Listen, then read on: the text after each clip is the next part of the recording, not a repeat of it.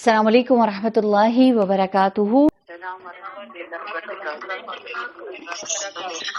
جی جناب، کیسے ہیں آپ لوگ؟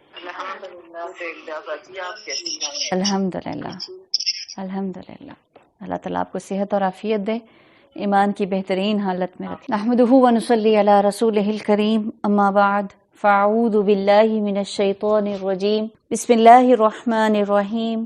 رب اشرح لی صدری ویسر لی امری واحلل عقدۃ من لسانی یفقہوا قولی رب زدنی علما اللہم فقہنا فی الدین۔ قرآن مجید اللہ کی رسی، نبی پاک صلی اللہ علیہ وسلم نے فرمایا اللہ تعالیٰ کی کتاب اللہ کی رسی ہے جو آسمان کے سے زمین کی طرف لٹکی ہوئی ہے۔ صلی اللہ علیہ وسلم نے فرمایا خوش ہو جاؤ، اس قرآن کا ایک کنارہ اللہ کے ہاتھ میں ہے اور دوسرا کنارہ تمہارے ہاتھوں میں ہے، بس اس کی کو مضبوطی سے تھام لو، بے شک اس کے بعد نہ تم ہلاک ہوگے اور نہ ہی گمراہ ہو۔ حقیقت ہے کہ اس قرآن مجید جسے حبل اللہ کہا گیا ہے، جب تک مسلمانوں کے ہاتھ میں رہی تو انہوں نے پوری کائنات کے اوپر ان کا غلبہ رہا۔ جو ہی یہ کنارہ چھوٹا، زندگی لذتوں اور حلاوتوں میں چلے گئی تو پھر کیا ہوا؟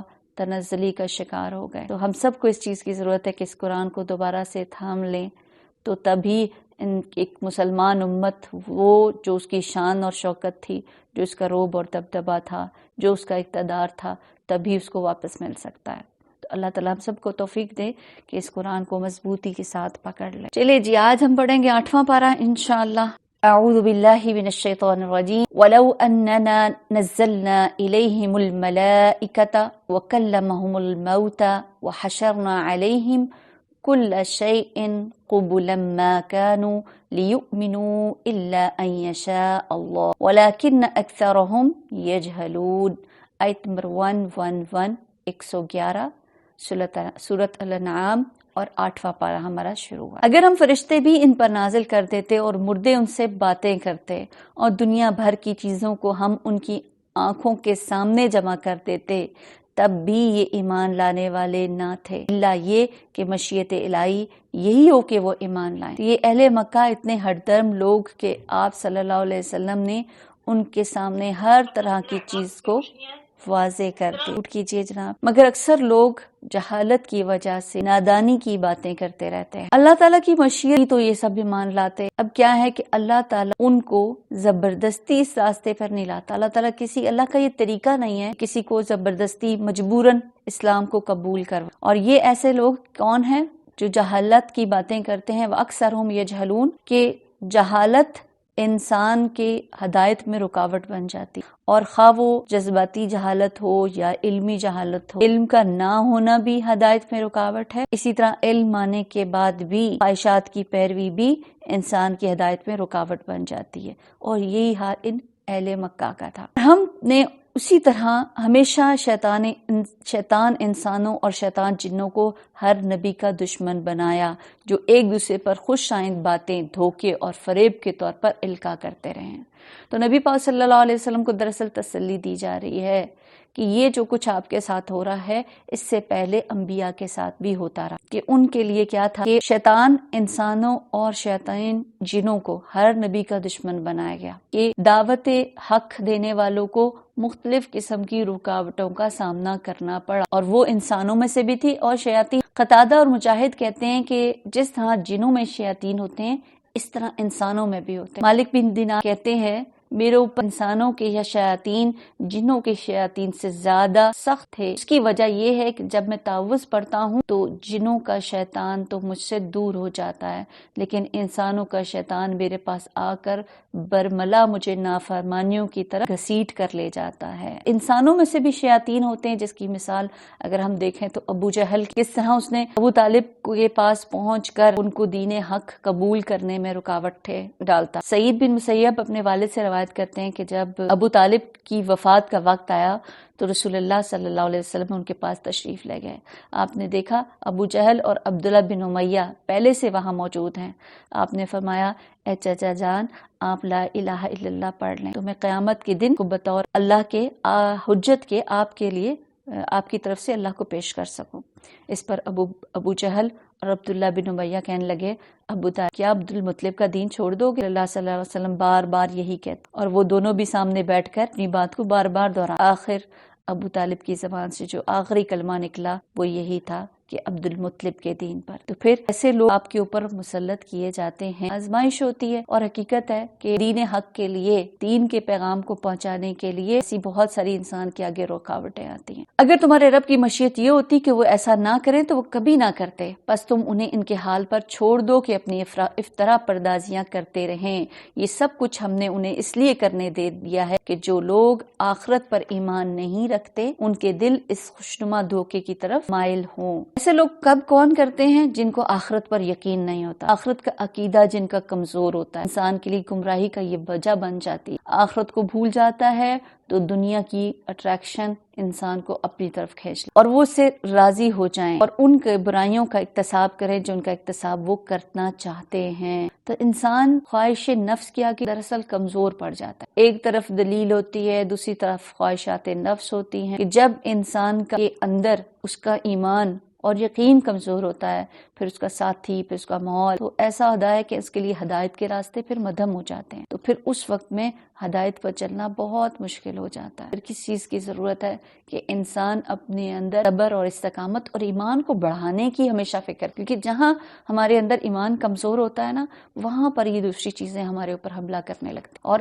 شیطان تو ویسے بھی ہمارے ان ویک پوائنٹس کو تلاش کر رہا ہوتا ہے، بالکل ایسے ہی جیسے پانی اگر زمین کے اندر ہو، چٹان کے اندر ہو، پتھر کے اندر ہو، تو وہ ان کریکس کو دیکھتا ہے کہ کہاں سے وہ نکل سکتا ہے اور وہاں سے وہ پانی نکل جاتا ہے۔ بالکل ایسے ہی شیطان ہمارے اندر ان کریکس کو تلاش کر اور وہاں جہاں اس کو لگتا ہے وہاں سے ہی وہ اپنا کام شروع کر دیتا ہے۔ افغیر اللہ ابتغی حکما وهو الذی انزل الیکم الکتاب مفصلا، جب حال یہ ہے تو کیا میں اللہ کے سوا کسی اور فیصلہ کرنے والا تلاش کروں، حالانکہ اس نے پوری تفصیل کے ساتھ تمہاری طرف کتاب نازل کر دی ہے، اور جن لوگوں کو ہم نے تم سے پہلے کتاب دی تھی وہ جانتے ہیں کہ یہ کتاب تمہارے رب ہی کی طرف سے حق کے ساتھ نازل ہوئی ہے، لہذا تم شک کرنے والوں میں شامل نہ ہو۔ تمہارے رب کی بات سچائی اور انصاف کے اعتبار سے کامل ہے، کوئی اس کے فرامین کو تبدیل کرنے والا نہیں ہے، اور وہ سب کچھ سنتا اور جانتا ہے۔ اے محمد صلی اللہ علیہ وسلم، اگر تم ان لوگوں کی اکثریت کے کہنے پر چلو جو زمین پہ بستے ہیں تو وہ تمہیں اللہ کے راستے سے بھٹکا دیں گے، وہ تو محض گمان پر چلتے اور قیاس آرائیاں کرتے ہیں۔ تو یہاں کیا بات سمجھ آتی ہے؟ اکثر اوقات آپ حق اس بات میں دیکھتے ہیں کہ میجورٹی کا ٹرینڈ کیا، کس راستے کی طرف جا رہی ہے، تو یہ تو کوئی دلیل نہیں ہے نا، کیونکہ لوگوں کی اکثریت اپنی خواہشات کی پیروی کرتی ہے، ان کے پاس ان کی جس بنیاد پر وہ لوگ چل رہے ہوتے ہیں وہ ان کی خواہشات نفس ہوتی ہے۔ تو پھر ہمیں کس کے پیچھے چلنا ہے؟ ہمیں تو یہ دیکھنا ہے قرآن اور سنت کیا حکم دیتا ہے۔ ان لوگوں کے پیچھے چلنا جو اکثریت پر ہیں، یہ قیاس آرائیاں کرتے ہیں، اپنے خیالات کے پیچھے چلتے ہیں۔ یاد رکھیے، جو شخص جس کو پسند کرتا ہے اس کی پیروی کرتا ہے، تو وہ اللہ کی رہنمائی کو چھوڑ کر جو اپنے خواہشات کا بندہ ہوتا ہے اس کے پیچھے چلیں گے تو گمراہیوں کے سوا کچھ نہیں ہوگا۔ اس لیے بات کو اکثریت کر کہہ کے، جیسے ہم کہتے ہیں نا میجورٹی از اتھارٹی، ہمارے دین میں نہیں ہے۔ ساری قوم کے مقابلے میں فرعون اور اس کے سارے اہلیان سلطنت اور پوری قوم کے مقابلے میں ایک شخص حق کو لے کر اٹھا اور اس نے سب کو حق کی بات بتائی، اللہ تعالیٰ نے پوری قوم کو ملیا میٹ کر دیا، اور اس ایک شخص کا نام قیامت تک اس کتاب میں لکھ دی۔ سورۃ یاسین میں پڑھتے ہیں قال رجل مؤمن من آل فرعون، جو آل فرعون میں سے۔ اسی طرح ہم دیکھتے ہیں حضرت ابراہیم علیہ السلام اپنی قوم میں سے واحد تھے، تنہا تھے، کان امتن، پوری امت کا کام انہوں نے کیا، یعنی تھے تو وہ ایک، لیکن اللہ کے ہاں ایک ہی میجورٹی، ایک امت، کیونکہ حق ان کے پاس تھا۔ حق کے لیے یہ بھی جاننا ضروری ہے کہ اس کا سورس کیا ہے۔ یہی کافی نہیں ہے کہ زیادہ لوگ یہ بات کر رہے ہیں، یہ ٹرینڈ ہے، یہ فیشن ہے، یہ اکثریت یہی کر رہی ہے تو مجھے بھی یہی کرنا چاہیے۔ اب ہمیں اس چیز سے نکلنا ہے، اس چیز سے باہر نہیں آئیں گے تو ہمیں لوگوں کی پیروی نہیں کرنی ہے اور اکثریت کو نہیں دیکھنا کہ وہ کیا کر رہے ہیں۔ اس وقت آپ صحیح معنوں میں حق کی پیروی کر ہی نہیں سکتے۔ تو اس کے لیے چاہے آپ کو تنہا ہی چلنا پڑے، حق کے ساتھ چلنا ہو۔ ان ربک هو اعلم من یضل عن سبیلہ وهو اعلم بالمہتدین، آیت نمبر 117 سورۃ الانعام۔ در حقیقت تمہارا رب زیادہ بہتر جانتا ہے کون اس کے راستے سے ہٹا ہوا ہے اور کون سیدھی راہ پر ہے۔ اللہ ہی اس بات کا فیصلہ کرے گا کہ سیدھے راستے پر چل کر منزل تک پہنچتا ہے اور وہ اور کون بھٹک۔ اور اگر تم لوگ اللہ کی آیات پر ایمان رکھتے ہو تو جس جانور پر اللہ کا نام لیا گیا ہو اس کا گوشت کھاؤ۔ آخر کیا وجہ ہے کہ تم وہ چیز نہ کھاؤ جس پر اللہ کا نام لیا گیا ہو؟ حالانکہ جن چیزوں کا استعمال حالت اضطرار کی سوا دوسری تمام حالتوں میں اللہ نے حرام کر دیا ہے، اور اس کی تفصیل تمہیں بتا چکا ہے۔ اب آپ صلی اللہ علیہ وسلم کے دشمن کفار مکہ کو یہ اعتراض ہوتا تھا کہ جس کو آپ مار کر کھاتے ہیں اس کو تو آپ حلال سمجھتے ہیں، اور جس کو اللہ مار دیتا ہے یعنی طبعی موت مر جاتا ہے اس کو ہم حرام قرار دیتے ہیں۔ یہ ان کی سوچ کا ایک غلط انداز تھا۔ حالانکہ ذبح کرنا اور اس پر اللہ کا نام لینا اپنے الگ اثرات رکھتا ہے بنسبت اس کے کہ ایک جانور بیمار ہو کر مرتا ہے، چوٹ کھا کر مرتا ہے، اور اس کی موت کے اثرات اور طرح ہیں۔ اس کے گوشت کے کھانے کے اثرات ہوتے ہیں، لیکن انہوں نے اپنی اس بات کو بڑا خوبصورت بنا دی۔ تو پھر یاد رکھیے، حلال کھانا ایمان کا حصہ ہے۔ کیا کہا ہے کہ یہاں پر ایمان والوں کو، اگر تم لوگ اللہ کی آیات پر ایمان رکھتے ہو تو تم کو ایسا کرنا ہوگا۔ بکثرت لوگوں کا حال یہ ہے کہ علم کے بغیر محض اپنی خواہشات کی بنا پر گمراہ کن باتیں کرتے ہیں۔ اس حد سے گزرنے والوں کو تمہارا رب خوب جانتا ہے۔ تو پھر یہاں بات کیا چیز سمجھ آ رہی ہے؟ اکثریت کو فالو نہیں کرنا، اکثریت کے پیچھے نہیں چلنا، کسی انسان کی پسند یا اپنی پسند، یہ سب چیزوں کے پیچھے چلنا کیا ہے؟ اصل میں گمراہی ہے۔ پسند کس کی ہوگی؟ چوائس کس کی ہوگی؟ اللہ سبحانہ و تعالیٰ کی، اور پھر رسول صلی اللہ علیہ وسلم کی۔ ہدایت کے لیے ضروری ہے ان دونوں چیزوں کو فالو کیا جائے۔ تم کھلے گناہوں سے بھی بچو اور چھپے گناہوں سے بھی۔ جو لوگ گناہ کا اکتساب کرتے ہیں اپنی اس کمائی کا بدلہ پا کر رہیں گے۔ کھلے اور چھپے گناہ، کھلے گناہ جیسے کسی کے منہ در منہ کسی کے ساتھ تانا کرنا، اور چھپے گناہوں میں غیبت چھپ کر لینا۔ اور کچھ چیزیں ہم چھپا کر تو کرتے ہیں، لیکن کچھ چیزیں ہم بہت علل اعلان، بعض لوگ کیسے کسی کی غیبت کرتے ہوئے کہتے ہیں میں تو یہ بات اس کے منہ پر بھی کہہ دوں گی، مجھے کون سا ڈر ہے۔ تو یہ بری بات، اس چیزوں کو اللہ تعالیٰ نے پسند نہیں کی۔ چاہے گناہ چھپا کر کرو گے چاہے دکھا کرو گے، دونوں ہی صورتیں ایسی ہیں کہ اس میں ہلاک۔ تو برا اخلاق انسان کے لیے تنزلی کا باعث بن جاتا ہے۔ اسی طرح بے حیائی، چھپی دوستیاں، زناکاریاں، یہ تمام چیزیں کیا ہیں؟ گناہ کے کام ہیں۔ کھلے چھپے گناہوں کی قسمیں ہیں۔ نواس بن سمعہ سے روایت ہے کہ میں نے رسول اللہ صلی اللہ علیہ وسلم سے نیکی اور گناہ کے بارے میں سوال کیا تو آپ صلی اللہ علیہ وسلم نے فرمایا نیکی اچھے اخلاق کا نام ہے، اور گناہ وہ جو تیرے دل میں کھٹکے اور تجھے یہ ناگوار ہو کہ لوگ اس کے بارے میں باخبر ہو جائیں گے۔ موبائل پہ آپ کچھ دیکھ رہے ہیں، کسی انسان کی کھٹک محسوس ہوتی ہے اور آپ اس کو فوراً بند کر دیتے ہیں، تبدیل کر دیتے ہیں۔ ہونا تو کیا چاہیے کہ ڈر اللہ کا ہو۔ تو یہ سب چیزیں جو آپ کو الرٹ کر دیتی ہیں، آپ چاہتے ہیں، آپ ناگوار سمجھتے ہیں کہ کوئی انسان جانے، تو وہ کیا ہے؟ وہ گناہ ہے۔ اور جس جانور کو اللہ کے نام لے کر ذبح نہ کیا گیا ہو اس کا گوشت نہ کھاؤ، ایسا کرنا فسق ہے۔ شیاطین اپنے ساتھیوں کے دلوں میں شکوک اور اعتراضات القاء کرتے ہیں تاکہ وہ تم سے جھگڑیں، لیکن اگر تم نے ان کی اطاعت قبول کر لی تو یقیناً تم مشرک ہوگے۔ شیاطین اپنے ساتھیوں کے دلوں میں شکوک اور اعتراض القاء کر کے، یہ دلوں کے اندر ہمارے کبھی کبھی کسی کے لیے بدگمانی آنے جاتی ہے تو وہ کس لیے ہوتی ہے؟ تاکہ انسان جھگڑوں میں پڑ جائے اور اپنے مقصد سے ہٹ جائے۔ او من کان میتا فاحییناہ وجعلنا لہ نورا یمشی بہ فی الناس کمن مثلہ فی الظلمات لیس بخارج منہا ذلک زین للکافرین ما کانوا یعملون۔ آیت نمبر 122 سورۃ الانعام۔ کیا بھلا وہ شخص جو پہلے مردہ تھا، انسان مردہ تھا، اور پھر وہ زندگی اس کو مل جائے، کہ ایسا شخص جس کے پاس ایمان، ہم نے اس کو زندگی بخشی، ہم نے اس کو ایمان دیا، علم دے دیا، اس کو روشنی کی طرف لے آیا، اس کو شعور دے دیا، اس کو وہ روشنی عطا کی جس کے جالے میں لوگوں کے درمیان زندگی کی راہ طے کرتا ہے۔ اس شخص کی طرح ہو سکتا ہے جو تاریکیوں میں پڑا ہو، تاریکیوں میں کس چیز کی؟ کفر کی، جہالت کی، لاشعوری کے اندھیرے، اور کس طرح ان سے نہ نکلتا ہو۔ کافر لے تو اسی طرح ان کے اعمال خوشنما بنا دیے گئے ہیں کہ وہ ان کو اندھیروں میں رہنا ہی پسند ہے۔ تو ایسا شخص جو ایمان جس کو مل جاتا ہے، جس کے پاس قرآن کی روشنی آ جاتی ہے، دین کا علم اس کو مل جاتا ہے، تو پھر وہ لوگوں کے ساتھ وہ چیزوں کو قرآن کی روشنی میں دیکھتا ہے۔ انسان کے کچھ معیار قائم ہوتے ہیں، صحیح اور غلط، ایک جو قرآن اور سنت کے مطابق ہے، تو جس شخص کے پاس یہ روشنی آ جاتی ہے تو پھر وہ دنیا کے مختلف اندھیروں کے درمیان صحیح چیزوں کو پہچان لیتا ہے، کیونکہ صرف اس کے پاس روشنی۔ معاشرے میں کتنی گمراہیاں کیوں نہ ہوں، اگر اس کے پاس علم ہے نا تو پھر وہ ٹھوکر کھانے سے بچ جائے۔ تو ایسا شخص جس کو مردہ تھا اس کو ایمان کی روشنی مل گئی، ایمان نے اس کے دل کو روشنی بخشی اور روشن کر دیا، اور وہ ایسی روشنی کہ جس نے اس کے عمل صالح کروا لیا، یعنی اندر دل میں اس کی روشنی آئی اور پھر اس کی ظاہر میں عمل تبدیل ہو گیا۔ اس شخص کی مثال کہا جا رہا ہے کہ وہ اس شخص کی طرح نہیں ہو سکتا کہ جو اندھیروں کے اندر ہے، جو بھٹک رہا ہے، اس طرح ان کے اعمال خوشنما بنا دیے گئے۔ اس طرح ہم نے ہر بستی میں ان کے بڑے بڑے مجرموں کو لگا دیا کہ وہ وہاں اپنے مکر و فریب کا جال پھیلائیں۔ بڑے بڑے مجرم یعنی ہر علاقے، ہر بستی میں ایسے لوگ ہوتے ہیں جو دوسرے لوگوں کو بھٹکانے کا سبب بن جاتے ہیں، اور وہ بڑے لوگ کون سے ہوتے ہیں؟ جو انفلوئنسڈ ہوتے ہیں، جو دوسروں کے اوپر امپریشن اپنے دے رہے ہوتے ہیں، جیسے سیاسی لیڈر ہوتے ہیں، مذہبی لیڈر ہو سکتا ہے، میڈیا ہو سکتا ہے، رائٹر ہو سکتے ہیں۔ تو یہ سب ان کے لیے کہا گیا ہے کہ وہاں اپنے مکر و فریب کا جال پھیلائیں۔ دراصل وہ اپنے فریب کے جال میں آپ پھنستے ہیں مگر انہیں ان کا شعور نہیں، یعنی کہ جو کوئی بھی انسان برائیوں کو پھیلاتا ہے تو دراصل وہ خود اس کا وبال اٹھاتا ہے۔ جب ان کے سامنے کوئی عادت آتی ہے تو وہ کہتے ہیں ہم نہ مانیں گے جب تک کہ وہ چیز خود ہم کو نہ دی جائے جو اللہ کے رسول کو دی گئی۔ کیا؟ نبوت۔ اللہ زیادہ بہتر جانتا ہے کہ اپنی پیغمبری، اپنی رسالت کا کام کس سے لے اور کس طرح لے۔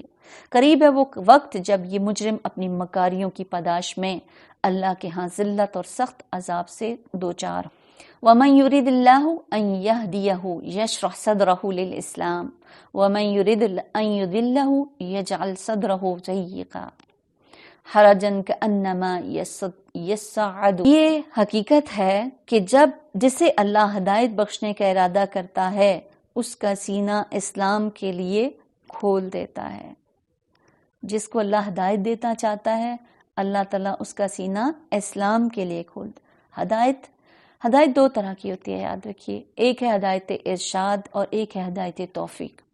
ہدایت ارشاد کیا ہے کہ جو تعلیم کی شکل میں جو کائنات کی نشانیاں یہاں آپ کے ارد گرد پھیلی ہوئی ہیں اس شکل میں یہ سب انسانوں کے لیے برابر ہے، لیکن بہت سے لوگ اس ہدایت کو پڑھنے کے باوجود، سننے کے باوجود، دیکھنے کے باوجود اس پر عمل نہیں کرتے، ان کو توفیق نہیں ہوتی۔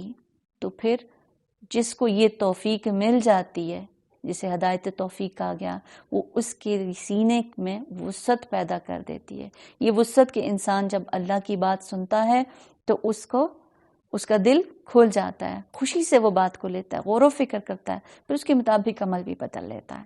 یہ اللہ کی توفیق سے ہوتا ہے جس کے ساتھ وہ بھلائی کا ارادہ کرتا ہے، اور جسے گمراہی میں ڈالنے کا ارادہ کرتا ہے اس کے لیے اس کے سینے کو تنگ کر دیتا ہے، اور ایسا بھیجتا ہے کہ اسلام کا تصور کرتے ہی اسے یوں معلوم ہوتا ہے گویا وہ آسمان کی طرف پرواز کر رہی ہے اس کی روح۔ تو پھر دعا مانگتے رہنا چاہیے، اللہ میرے سینے کو کھول دے، رب اشرح لی صدری ویسر لی امری واحلل عقدۃ من لسانی یفقہوا قولی۔ موسیٰ علیہ السلام نے یہ دعا مانگی تھی نا، سینے کی وسعت مانگی تھی کہ ساری بات میرے اندر اچھی طرح جذب ہو جائے۔ تو انسان کے اندر امر کی صلاحیت پیدا ہو جاتی ہے جب اس کا دل، اس کا سینہ کھل جاتا ہے۔ تو جب اس کا دل وسیع ہوتا ہے تو اس کو ہر حکم کو وہ بڑے آرام سے لے لیتا ہے، پھر نماز اس کے لیے بوجھل نہیں رہتی، نماز اس کی آنکھوں کی ٹھنڈک بن جاتی ہے، ہر چیز اس کو اپنی جگہ پر سینس رکھتے ہوئے لگتی ہے۔ نہیں تو کیا ہوتا ہے، ہمارا دل جس چیز کو مان نہیں رہا ہوتا تو ہم کہتے ہیں بالکل سینس لیس بات ہے، یہ تو بالکل ایسی ہونی نہیں چاہیے، لیکن جس کا دل اسلام کے لیے کھل جاتا ہے تو وہ بڑی خوشی کے ساتھ لیتا ہے، جبکہ منافق اس کو دین کی سمجھ نہیں آتی ہے، وہ ہر کام پر، ہر حکم پر اعتراض کرتا چلا جاتا ہے۔ ایسا شخص کیسا ہے، اس کی گھٹن کیسی ہے، جیسے کہ وہ اس کی روح آسمان کی طرف پرواز کر رہی ہو، کہ جب انسان اوپر کو جاتا ہے نا تو آکسیجن کم ہونے لگتی ہے، سینہ گھٹنے لگتا ہے۔ قرآن کا یہ معجزہ بھی ہے کہ 1400 سال پہلے ایسی بات بتا دی گئی کہ اوپر جانے سے سانس گھٹتا ہے، یعنی ایسے شخص کے لیے دین کی طرف جانا، ہدایت کی طرف جانا، دین پر چلنا بہت مشکل ہوتا ہے، جیسے اوپر چڑھنا مشکل ہوتا ہے، کہ اس کو دین کی باتیں اچھی نہیں لگتی، اس پر عمل کرنا بڑا مشکل لگتا ہے، نماز بڑی بوجھل ہو جاتی ہے، کبھی کہیں بھولے بھٹ کے کسی دین کی مجلس میں چلا جاتا ہے تو وہاں پھر اس کا دل۔ اسی طرح اللہ حق سے فرار اور نفرت کی ناپاکی ان لوگوں پر مسلط کر دیتا ہے جو ایمان نہیں لاتے، حالانکہ یہ راستہ تمہارے رب کا سیدھا راستہ ہے۔ اس کے نشانات ان لوگوں کے لیے واضح کر دیے گئے ہیں جو نصیحت قبول کرتے ہیں۔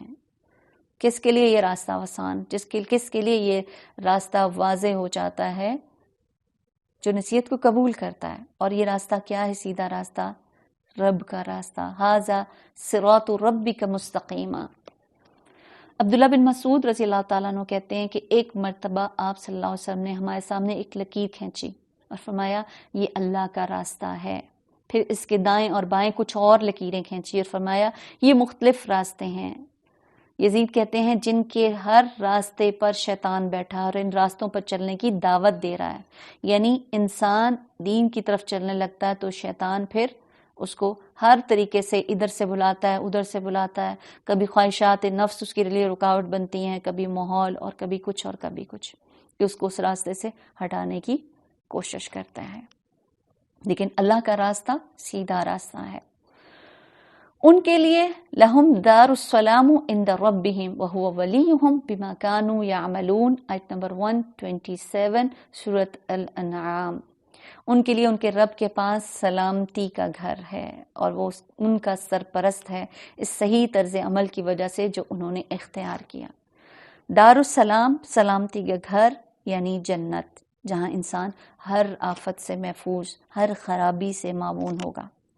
آپ صلی اللہ علیہ وسلم نے فرمایا اہل جنت کو ایک آواز دینے والا آواز دے گا، اے جنت والو، بے شک تمہارے لیے طے ہو گیا کہ تم صحت مند رہو گے، کبھی بیمار نہیں ہوگے۔ یعنی کہ سارے انسان کے مزے، ساری نعمتوں کو آپ انجوائے تبھی کر سکتے ہیں نا جب آپ کی صحت اچھی ہوتی ہے۔ تم ہمیشہ زندہ رہو گے اور کبھی نہیں مرو گے، تم جوان رہو گے، کبھی بوڑھے نہیں ہوگے، تم آرام میں رہو گے، کبھی تکلیف میں نہیں آؤ گے۔ تو دنیا میں آرام کی تلاش، اس چیز کو یاد رکھیے کہ یہ جو ساری نعمتیں بتا دی گئی ہیں نا، کہ ہمیشہ کی صحت، ہمیشہ کی زندگی، ہمیشہ کی جوانی، ہمیشہ کا آرام، یہ سب جنت کے مزے ہیں، لیکن ہم انسان ان کو دنیا میں تلاش کرتے ہیں۔ یہ سلامتی کے گھر تبھی مل سکتا ہے جب انسان سیدھے راستے پر رہے، لیکن آج جو کرنے کا کام ہے وہ تو یہ ہے کہ ہمیں سیدھے راستے کو تلاش کرنا اور اس پر اپنے آپ کو چلانا ہے، لیکن ہم آج وہ سلامتی کے گھر تلاش کرتے ہیں جو کل کے لیے اللہ نے رکھا ہے۔ آج ہم آرام کرنا چاہتے ہیں تو یاد رکھیے آج کا آرام کل کے لیے مشکل ہے۔ دنیا میں اللہ کی راہ میں خود کو تھکائیں تاکہ کل آرام پائیں۔ آج آرام سے گزاریں گے نا تو کل بہت مشکل ہو جائے گی۔ آج اگر اپنی جانوں کو مشقت میں نہیں لگائیں گے، مشقت کون سی؟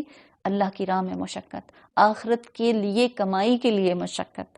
یہ بالکل ایسے ہی جیسے کوئی بچہ اگر چھوٹے ہوتے میں پڑھتا نہیں ہے نا تو بڑے ہو کر اس کی زندگی پھر بہت مشکل ہو جاتی ہے۔ اس فلسفے کو تو ہم بہت اچھے طریقے سے جان گئے ہیں اور اس کے لیے بڑی سخت تقدو بھی کر رہے ہیں، لیکن اس فارمولے کو بھی سمجھ لیجئے، آج یہ زندگی یہ کیا ہے، اس میں یہ کمائی کے کرنے کے دن ہے، اس میں آرام کے دن نہیں ہے، اس پہ ہمیں کام کرنا ہوگا۔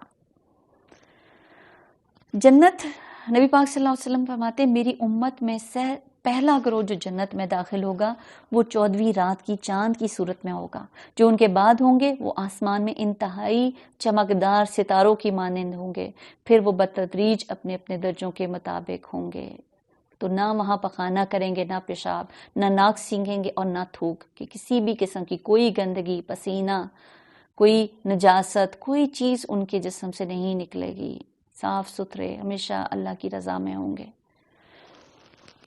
اللہ تعالی ہم سب کو اس سلامتی کے گھر میں اللہ تعالی ہمیں توفیق دے، اللہ جنت الفردوس میں ہمیں داخل۔ وَيَوْمَ يَحْشُرُهُمْ جَمِيعًا، جس روز اللہ ان سب لوگوں کو جمع کھیر کر جمع کرے گا، اس روز وہ جنوں سے خطاب فرمائے گا اے گروہ جن، تم نے تو نوح انسانی پر خوب ہاتھ صاف کیا۔ انسانوں میں سے جو ان کے رفیق تھے وہ عرض کریں گے پروردگار ہم میں سے ہر ایک نے دوسرے کو خوب استعمال کیا، یعنی دنیا میں انسانوں اور شیطان مل جل کر یہ کام کرتے رہے، اب ہم اس وقت پر آ پہنچے ہیں جو تو نے ہمارے لیے مقرر کر دیا۔ اللہ فرمائے گا اچھا اب آگ تمہارا ٹھکانہ ہے، اس میں تم ہمیشہ رہو گے، اس سے بچیں گے صرف وہی جنہیں اللہ بچانا چاہے گا، بے شک تمہارا رب دانا اور بینا ہے، دانا اور علیم ہے۔ دیکھو اس طرح ہم آخرت میں ظالموں کو ایک دوسرے کے ساتھی بنائیں گے، اس کمائی کی وجہ سے جو دنیا میں ایک دوسرے کے ساتھ مل کر کرتے تھے۔ دنیا میں تعاون تھا برائی میں، آخرت میں انجام میں بھی اکٹھے۔ اس موقع پر اللہ ان سے یہی پوچھے گا، اے گروہ جن و انس، کیا تمہارے پاس خود تم ہی میں سے وہ پیغمبر نہیں آئے تھے جو تم کو میری آیات سناتے، اس دن کے انجام سے ڈراتے؟ وہ کہیں گے ہاں، ہم اپنے خلاف خود گواہی دیتے ہیں کہ وہ آئے تھے۔ آج دنیا کی زندگی نے ان لوگوں کو دھوکے میں ڈال رکھا ہے، مگر اس وقت وہ خود اپنے خلاف گواہی دیں گے کہ وہ کافر تھے۔ یہ شہادت ان سے اس لیے دی جائے گی کہ یہ ثابت ہو جائے کہ تمہارا رب بستیوں کو ظلم کے ساتھ تباہ کرنے والا نہ تھا، جبکہ ان کے پاس باشندے حقیقت سے نا واقف تھے۔ وَلِكُلٍّ دَرَجَاتٌ مِّمَّا عَمِلُوا، ہر شخص کا درجہ ان کے عمل کے مطابق ہے۔ تمہارا رب لوگوں کے اعمال سے بے خبر نہیں ہے، تو ہر انسان کا مقام، اس کے فرق دنیا میں بھی اس کی کوششوں کے مطابق ہوتا ہے، اور قیامت کے دن تو بالکل، اور آخرت میں بھی، جنت میں بھی۔ کیا کہا جاتا ہے کہ قرآن کی ہر آیت، بعض روایات کے مطابق ہے کہ قرآن کی جتنی آیات ہیں اتنے ہی جنت کے درجے ہیں۔ قرآن کی ہر آیت پر کہا جائے گا قاری قرآن کو تم پڑھتے جاؤ اور جنت کے اعلیٰ درجے پہ چڑھتے جاؤ۔ تو یہاں صرف مراد حافظ نہیں، جو حفظ کیا وہ اس کے عمل میں ڈھلتا گیا، تو اپنے درجے اپنے رب کے ہاں دیکھے گا انسان۔ تو پھر ہمیں دیکھنا یہ ہے کہ ہمارے عملوں کا معیار کیا ہے، کیونکہ آج کیا کہا ہے کہ ہر ایک کا درجہ اس کے عمل کے لحاظ سے ہوگا۔ کیا ہمارے عمل ایسے ہیں، ان کی پرفیکشن، ان کے اندر جتنی حد الامکان ہماری کوشش ہو یا ہماری استطاعت ہو، اس کے مطابق کیا ہم عمل کر رہے ہیں؟ ہماری نمازیں اس قابل ہیں کہ جب وہ کھولی جائیں تو ساری ایکسیپٹ ہو جائیں؟ ہمارے روزے، ہمارے زکوٰۃ دینے کا طریقہ، خیر و بھلائی کے کتنے کام ہم کرتے ہیں، ان سب کے اوپر ہم سب کو غور کرنا ہے۔ اور تمہارا رب لوگوں کے اعمال سے بے خبر نہیں ہے، عمل جیسا بھی ہوگا وہ سب اللہ تعالیٰ جانتا ہے۔ تمہارا رب بے نیاز اور مہربانی ہے اس کا شیوا، اگر وہ چاہے تو تم لوگوں کو لے جائے اور تمہاری جگہ دوسرے جن لوگوں کو چاہے لے آئے۔ کتنا مہربان ہے نا ہمارا رب، وہ رب جو ایک کے بعد ایک دن ہمیں دیے چلے جا رہا ہے، مہلت دے رہا ہے، سنبھل جاؤ سنبھل جاؤ۔ لیکن اتنی عمریں گزارنے کے بعد بھی کہتے ہیں کہ جس کی عمر 60 سال ہو جائے تو اس کے پاس تو کوئی عذر بہانہ رہتا ہی نہیں کہ اللہ نے اس کو جینے کے لیے بہت سارے دن دے دیے ہیں۔ جس طرح اس نے تمہیں کچھ اور لوگوں کی نسل سے اٹھایا، تم سے جس چیز کا وعدہ کیا جا رہا ہے وہ یقیناً آنے والی ہے، اور تم خدا کو عاجز کر دینے کی طاقت نہیں رکھتے۔ اے محمد صلی اللہ علیہ وسلم، کہہ دو کہ لوگو تم اپنی جگہ عمل کرتے رہو اور میں اپنی جگہ عمل کروں گا، ان قریب تمہیں معلوم ہو جائے گا انجام کار کس کے حق میں بہتر ہے۔ بہرحال یہ حقیقت ہے کہ ظالم کبھی فلاح نہیں پاتے۔ وَجَعَلُوا لِلَّهِ مِمَّا ذَرَأَ مِنَ الْحَرْثِ وَالْأَنْعَامِ نَصِيبًا فَقَالُوا هَذَا لِلَّهِ بِزَعْمِهِمْ وَهَذَا لِشُرَكَائِنَا، آیت نمبر 136 سورۃ الانعام۔ ان لوگوں نے اللہ کے لیے خود اسی کی پیدا کی ہوئی کھیتیوں اور مویشیوں میں سے ایک حصہ مقرر کر لیا۔ اہل عرب کی کچھ رسومات، کچھ قاعدے جو انہوں نے بنا رکھے تھے، ان کے بارے میں بتایا جا رہا ہے۔ کہتے ہیں یہ اللہ کے لیے ہے، بزعم خود، یعنی ان کا یہ اپنا باطل گمان ہے، اور یہ ہمارے ٹھہرائے ہوئے شریکوں کے لیے۔ کہتے ہیں یہ حصہ اللہ کے لیے اور یہ ہمارے شریکوں کے لیے۔ پھر جو حصہ ان کے ٹھہرائے ہوئے شریکوں کے لیے ہے وہ تو اللہ کو نہیں پہنچتا، مگر جو اللہ کے لیے وہ ان کے شریکوں کو پہنچتا ہے۔ کیسے برے فعل یہ کرتے ہیں، یعنی جو حصہ اپنے کھیتوں میں سے اللہ کے نام پر مختص کرتے، اگر کوئی آفت آتی یا کوئی نقصان ہو جاتا پھر اس کو پورا نہیں کرتے تھے۔ ہاں اگر بتوں کے حصے میں کوئی کمی آ جاتی تو پھر اللہ کے حصے میں سے وہ کمی کو پورا کر لیتے، گویا غیر اللہ کو اللہ پر ترجیح دیتے۔ بتوں کے نام پر جو حصہ پھر ہوتا تھا وہ آپس میں تقسیم کر لیتے، اور جو اللہ کے نام پر ہوتا پھر اس کو غریبوں میں بانٹ دیتے۔ تو ایسے میں کہا جا رہا ہے کہ کیسے برے فیصلے ہیں جو یہ لوگ کرتے ہیں، اور اسی طرح بہت سے مشرکوں کے لیے ان کے شریکوں نے اپنی اولاد کے قتل کو خوشنما بنا دیا تاکہ ان کو ہلاکت میں مبتلا کرے، اس پر ان کے دین کو مشتبہ بنا دیا گیا۔ اگر اللہ چاہتا تو یہ ایسا نہ کرتے، لہٰذا انہیں چھوڑ دو کہ اپنی افترا پردازیوں میں لگے رہیں۔ تو اس دور میں بھی جہاں بچوں کو قتل کیا جاتا تھا، آج بھی ماؤں کے پیٹوں میں جو بچوں کو ختم کر دیا جاتا ہے، تو یہ عمل بھی انسان کے لیے کس طرح خوشنما بنا دیا گیا ہے کہ اس کو بڑی آسانی سے انسان کر لیتا ہے کہ یہ چیز میرے لیے مناسب نہیں ہے، میرے لیے زندگی میں مشکل ہو جائے گی، تو اس چیز کو رستے سے ہی ہٹا دیا جائے۔ کہتے ہیں یہ جانور اور یہ کھیت محفوظ ہیں، یہ وقف ہے، یہ ریزروڈ ہیں، انہیں صرف وہی لوگ کھا سکتے ہیں جنہیں ہم کھلانا چاہیں، یعنی یہ ہر ایک کے لیے نہیں ہے، حالانکہ یہ پابندی ان کی خود ساختہ ہے۔ تو پھر کون اس بات کا تعین کرے گا کہ کون کیا چیز کھا سکتا ہے؟ اللہ سبحانہ و تعالیٰ۔ لیکن انہوں نے کیا کہا کہ انہیں صرف وہی لوگ کھا سکتے ہیں جنہیں ہم کھلانا چاہیں، حالانکہ یہ پابندی ان کی اپنی ہے۔ کچھ جانور جن پر سواری اور بار برداری حرام کر دی گئی، اور کچھ جانور جن پر اللہ کا نام نہیں لیتے، یہ سب کچھ انہوں نے اللہ پر افطرا کیا، ان قریب اللہ انہیں ان افطرا پردازیوں کا بدلہ دے گا۔ اللہ نے جو چیز بھی سب کے لیے حلال کی ہے، جو چیزیں حلال کی ہیں وہ سب کے لیے حلال ہیں، اور جو حرام ہے وہ سب کے لیے حرام ہیں۔ وہ کہتے ہیں جو کچھ ان جانوروں کے پیٹوں میں ہے یہ ہمارے مردوں کے لیے مخصوص ہے اور ہماری عورتوں پر حرام ہے، لیکن اگر وہ مردہ ہو تو دونوں اس کے کھانے میں شریک ہو سکتے ہیں۔ یہ جو باتیں انہوں نے گھڑ لی ہیں ان کا بدلہ اللہ انہیں دے کر رہے گا، یقیناً وہ حکیم ہے اور ان سب باتوں کو اسے خبر ہے۔ ہمارے یہاں بھی ایسی کوئی چیز ہوتی ہے جس کو ہم نے مختص کر دیا، یہ مرد کھا سکتے ہیں عورتیں نہیں کھا سکتی، یہ عورتیں کھا سکتی ہیں تو مرد نہیں کھا سکتے، اس طرح کی کوئی چیز آپ کیا کہتے ہیں؟ کچھ معاشرے میں ایسی ہے؟ جی میڈم ہے۔ کون سی؟ جیسے وہ 10 بیویوں کی کہانی تھی، اس کے لڈو بنانے تو مردوں کو نہیں بٹھانا، ان کو دینے نہیں ہے، یہ عورتیں کھائیں گی۔ صحیح، جبکہ ایسا کوئی دین ہمیں اس چیز کے لیے ایسی کوئی پابندی نہیں لگاتا۔ شاباش، بارک اللہ۔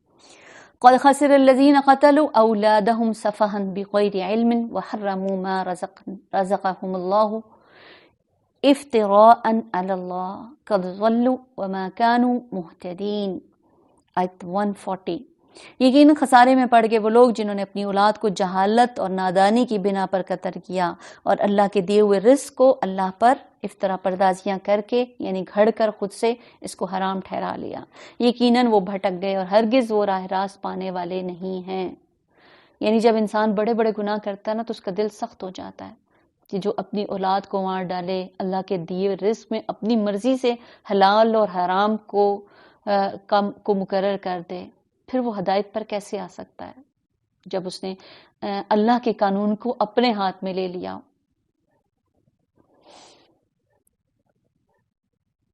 تو یاد رکھیے اللہ کو خود ساختہ طریقوں سے راضی نہیں کیا جا سکتا، اپنے من گھڑت طریقوں کو دین کہنا دین نہیں ہے۔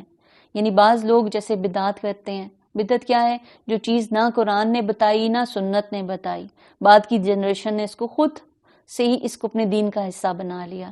تو ایسی چیزوں سے اللہ کو راضی نہیں کر سکتے، بلکہ اللہ ناراض ہوتا ہے۔ جب کسی بھی چیز کو آپ دین کا عبادت یا ثواب سمجھ کر کریں تو پہلے یہ دیکھ لیں کہ اللہ تعالیٰ نے اس کو عبادت کہا بھی ہے کہ نہیں، یا اس کو ہم نے خود سے بنا لیا ہے۔ وَهُوَ الَّذِي أَنشَأَ جَنَّاتٍ مَّعْرُوشَاتٍ وَغَيْرَ مَعْرُوشَاتٍ، وہ اللہ ہی ہے جس نے طرح طرح کے باغ، داغستان، نخلستان پیدا کیے ہیں، کھیتیاں اگائیں جن سے قسم قسم کے کھانے حاصل ہوتے ہیں، زیتون اور انار کے درخت پیدا کیے جن کے پھل صورت میں مشابہ اور مزے میں مختلف ہیں، کھاؤ ان کی پیداوار جبکہ یہ پھلیں، اور اللہ کا حق ادا کرو جب اس کو کی فصل کاٹو، اور حد سے نہ گزرو کہ اللہ حد سے گزرنے والوں کو پسند نہیں کرتا۔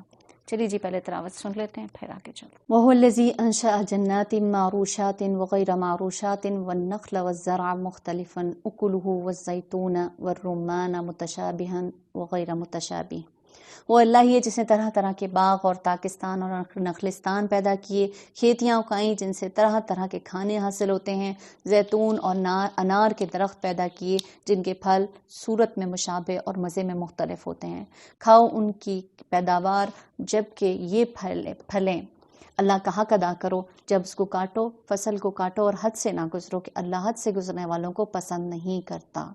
تو حد سے نہ گزرو کہ یہ جو تمہارے پاس آمدنیاں آتی ہیں تو اس بات کی پابندی کہ ساری آمدنی اپنے اوپر نہیں لگا دینی، بلکہ اس میں سے دوسروں کا حصہ بھی نکالنا ہے، دوسروں کو شیئر کرنا ہے۔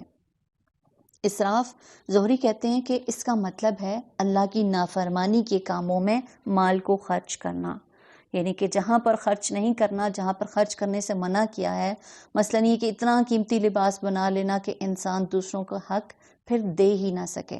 اس طرح ابن ابی حاتم روایت کرتے ہیں کہ اگر ابو قبیس پہاڑ سونے کا ہوتا اور کوئی آدمی اللہ کی اطاعت کے کاموں میں یہ سارا پہاڑ خرچ کر دیتا تو یہ فضول خرچی نہیں ہوتی، یعنی دین کے کاموں میں، خیر اور بھلائی کے کاموں میں جو بھی کچھ خرچ کرتے ہیں، جتنا بھی خرچ کرتے ہیں وہ فضول نہیں ہے، یعنی زیادہ خرچ کرنا سے فضول خرچی نہیں ہے، بلکہ اللہ کی نافرمانی کے کاموں میں خرچ کرنا اسراف ہے۔ اگر کوئی 1 روپیہ بھی اللہ کی نافرمانی میں خرچ کرتا ہے تو وہ فضول خرچی میں آ جاتا ہے۔ پھر وہی ہے جس نے مویشیوں میں سے جانور بھی پیدا کیے جن سے سواری اور بار برداری کا کام لیا جاتا ہے، اور جو کھانے اور بچھانے کے کام آتے ہیں، کھاؤ ان چیزوں میں سے جو اللہ نے تمہیں بخشی، اور شیطان کی پیروی نہ کرو کہ وہ تمہارا کھلا دشمن ہے۔ تو کھانے پینے میں بھی اسراف کرنا کہ انسان کی عقل اور بدن کے لیے نقصان دہ، کہ آپ بازار چلے جاتے ہیں تو پھر کیا کرتا ہے، یہ بھی خرید لو وہ بھی خرید لیں، یہ بھی ضرورت ہے وہ بھی ضرورت ہے، اور آخر کیا ہوتا ہے کہ اب جیسے گھر میں کھانے والے 3 یا 4 لوگ ہی ہیں اور ہم اتنا کچھ بھر لیتے ہیں، اتنا سامان کہ وہ کچھ عرصے میں آپ کے استعمال کے قابل نہیں ہو جاتا، وہ پھر ایکسپائر ہو جاتا ہے، پھر آپ اس کو بن میں پھینک دیتے ہیں۔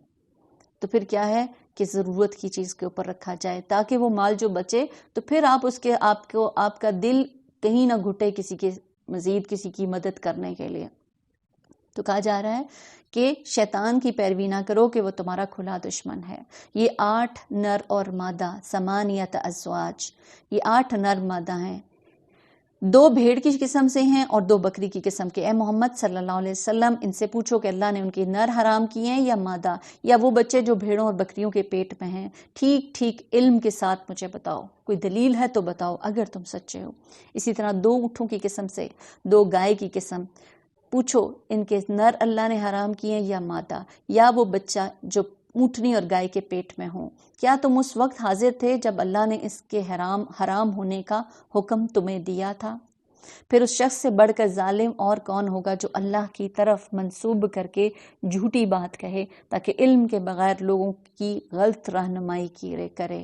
یقیناً اللہ ایسے ظالموں کو راہ راست نہیں دکھاتا۔ علم کے بغیر انسان بھٹکتا ہے، جس چیز کو اللہ نے منسوب نہیں کیا اس کے لیے کوئی دلیل نہیں ہے تو پھر اس کے اوپر عمل کیسا؟ تو علم کے بغیر کسی کو کچھ بتانا ظلم ہے، بغیر علم کے لوگوں کو فتوے دینا بھی ظلم ہے، جرم ہے۔ اے محمد صلی اللہ علیہ وسلم ان سے کہو کہ جو وحی میرے پاس آئی ہے اس میں تو میں کوئی چیز ایسی نہیں پاتا جو کسی کھانے والے پر حرام ہو، الا یہ کہ وہ مردار ہو یا بہایا ہوا خون ہو یا سور کا گوشت ہو یا ناپاک یا فسق ہو کہ اللہ کے سوا کسی اور کے نام پر ذبح کیا گیا۔ جو شخص مجبوری کی حالت میں کوئی چیز ان میں سے کھا لے، یقیناً اس کے کہ وہ نافرمانی کا ارادہ رکھتا ہو، بغیر اس کے کہ وہ حد ضرورت سے تجاوز کرے، تو یقیناً تمہارا رب درگزر سے کام لینے والا اور رحم فرمانے والا ہے۔ یعنی یہاں جو چیزیں حرام بتا دی گئی ہیں بس وہی حرام ہے۔ اہل عرب ان غلط قوانین کو ثابت کرنے کے لیے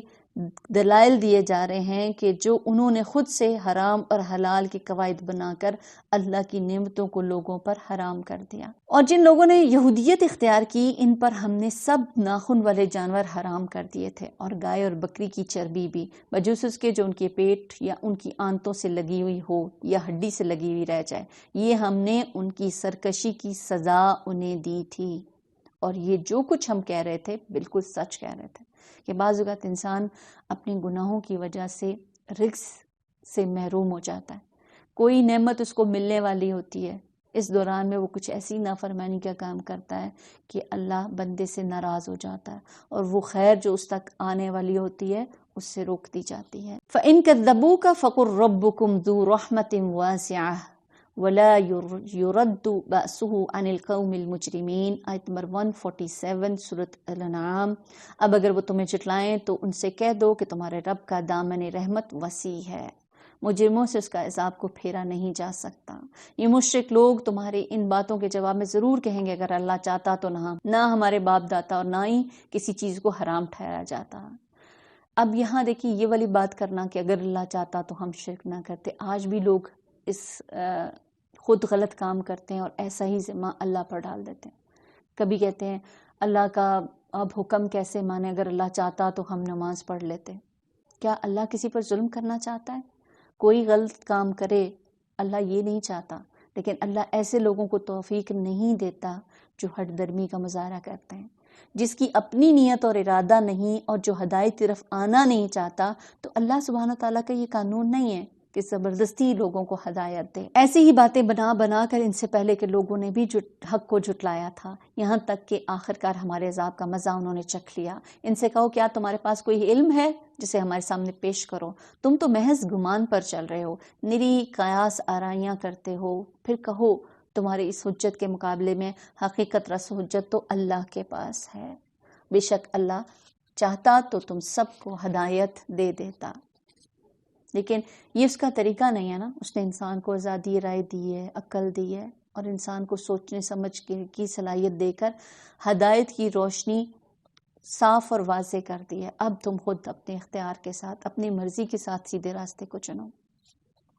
ان سے کہو لاؤ اپنا وہ گواہ جو اس بات کی شہادت دیں کہ اللہ ہی نے ان چیزوں کو حرام کیا۔ پھر اگر وہ شہادت دے دیں تو تم ان کے ساتھ شہادت نہ دینا، اور ہرگز ان لوگوں کی خواہشات کے پیچھے نہ چلنا جنہوں نے ہماری آیات کو جھٹلایا اور جو آخرت کے منکر ہیں اور جو دوسروں کو اپنے رب کا ہمسر بناتے ہیں۔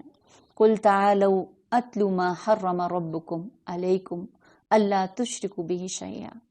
اے محمد صلی اللہ علیہ وسلم، ان سے کہو آؤ میں تمہیں سناؤں تمہارے رب نے تم پر کیا پابندیاں عائد کی ہیں۔ تو قرآن پڑھ کر سنانے کا حکم، سن کر بات بڑی اچھی سمجھ آتی ہے، اسی لیے آپ کو قرآن کی ترجمہ جہاں پر ہم پڑھتے ہیں نا تو ساتھ میں قرآن کی تلاوت سنوائی جاتی ہے کہ قرآن اللہ کا کلام ہے، اور کلام کو کلام کی شکل میں کنوے کیا جائے تو بات زیادہ دل کو لگتی ہے۔ جن کو ترجمہ سمجھ آنے لگتا ہے نا تو جب وہ تلاوت کو سنتے ہیں تو وہ جو اگر کوئی ترجمہ پڑھ رہا ہو اس سے زیادہ بہتر طور پر وہ سمجھ رہے ہوتے ہیں۔ یہاں پڑھ کر سنانے کو کہا جا رہا ہے۔ آپ صلی اللہ علیہ وسلم نے لوگوں کو لکھ لکھ کر نہیں دیا تھا، ان کو قرآن سنایا۔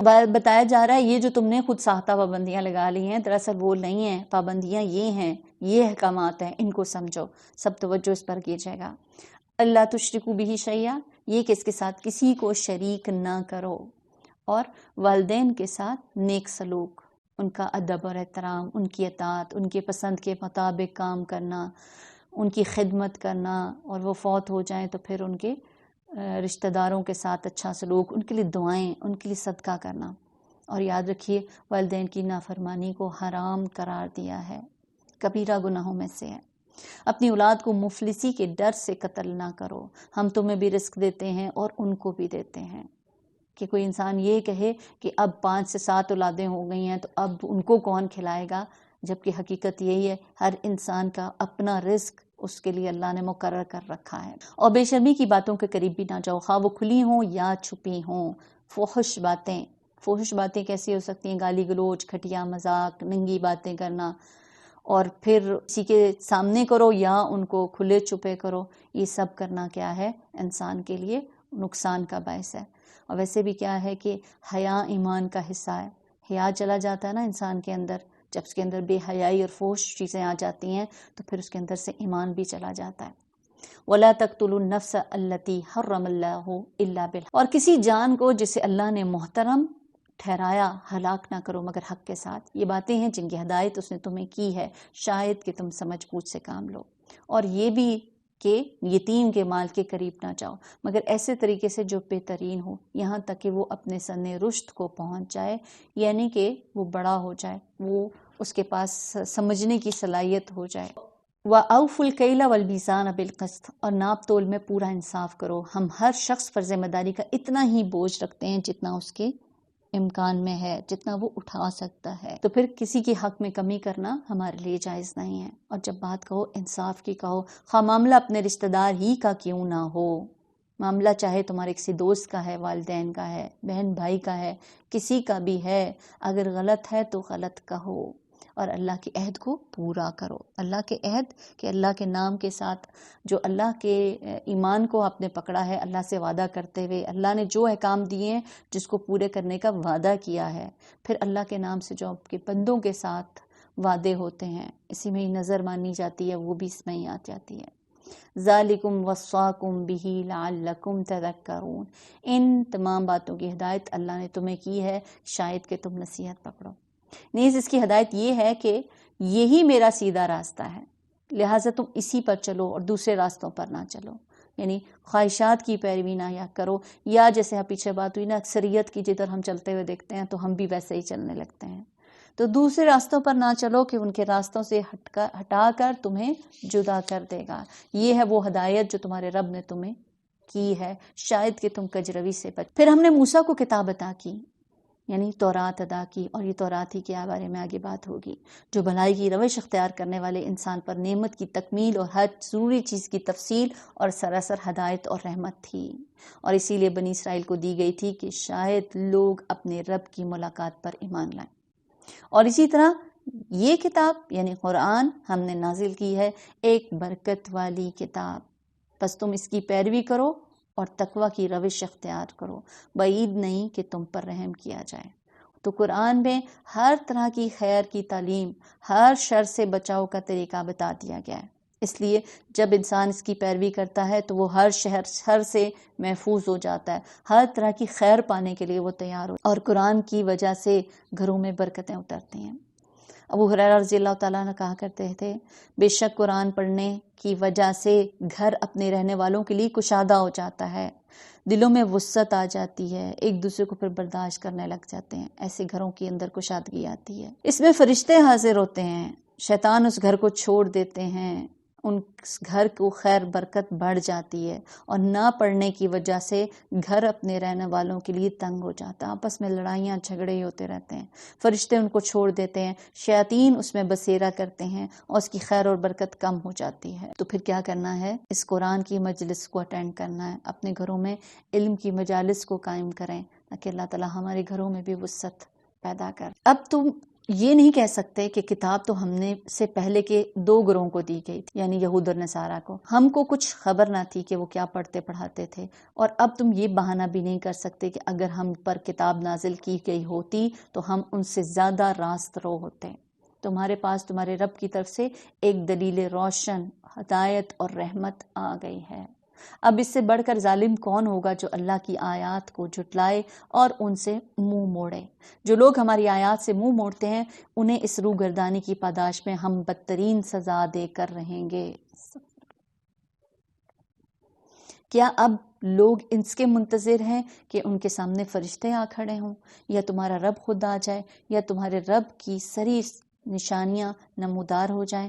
جس روز تمہارے رب کی بعض مخصوص نشانیاں نمودار ہو جائیں گی، پھر کسی ایسے شخص کو اس کے ایمان کا کچھ فائدہ نہ دے گا جو پہلے ایمان نہ لایا، جس نے اپنے ایمان میں کوئی بھلائی نہ کمائی.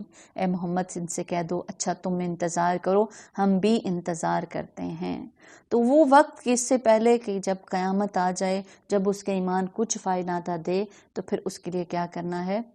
ابھی سے کچھ کر لیں، موت کے آنے سے پہلے نیک عمل کر لیں، کہ موت کے آنے کے بعد پھر تو یہ موت جب نظر آ جاتا ہے فرشتے تو اس وقت تو توبہ بھی قبول نہیں ہوتی. ابو ہریرہ رضی اللہ تعالیٰ فرماتے ہیں، میں نے نبی صلی اللہ علیہ وسلم سے پوچھا، یا رسول اللہ صلی اللہ علیہ وسلم، کون سا صدقہ افضل ہے؟ آپ صلی اللہ علیہ وسلم نے فرمایا، تم اس حال میں صدقہ کرو جب تم صحت مند ہو، مالدار ہو، اور پھر فقر کا بھی تم کو ڈر ہو. اتنی دیر نہ لگاؤ کہ جان حلق تک آ جائے، تم کہنے لگو فلاں کو اتنا اور فلاں کو اتنا دے دو، حالانکہ اب تو وہ فلاں کا ہو چکا. پھر کیا کرنا ہے؟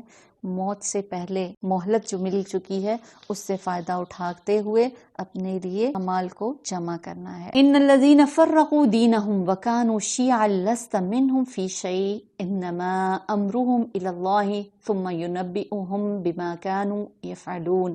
آیت نمبر 159 سورۃ المائدہ. جن لوگوں نے اپنے دین کو ٹکڑے ٹکڑے کر دیا، گروہ گروہ بن گئے، یقیناً ان سے تمہارا کچھ واسطہ نہیں، ان کا معاملہ تو اللہ کے سپرد ہے، وہی ان کو بتائے گا کہ انہوں نے کیا کیا ہے. تو فرقہ واریت سے بچنے کی یہاں تلقین کی جا رہی ہے.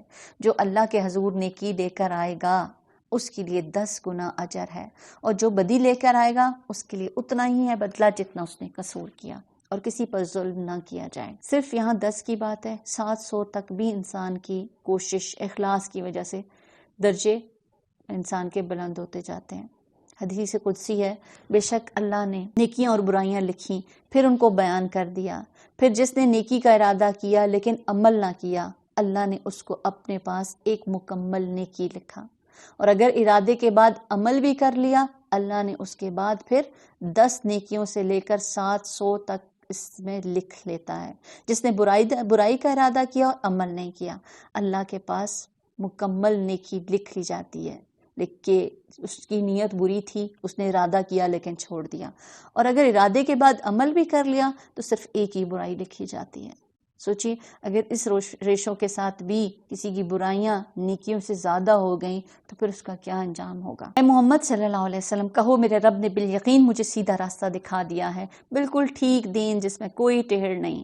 ابراہیم علیہ السلام کا طریقہ دیناً قیما ملت ابراہیم حنیفہ، جسے یکسو ہو کر اس نے اختیار کیا تھا، وہ مشرکوں میں سے نہ تھا. قل ان صلاتی ونسکی ومحیای ومماتی للہ رب العالمین، کہو میری نماز، میری تمام قربانیاں، میرا جینا، میرا مرنا، سب کچھ اللہ رب العالمین کے لیے ہے جس کا کوئی شریک نہیں. اسی کا مجھے حکم دیا گیا ہے اور سب سے پہلے سر اطاعت چکانے والا میں ہوں.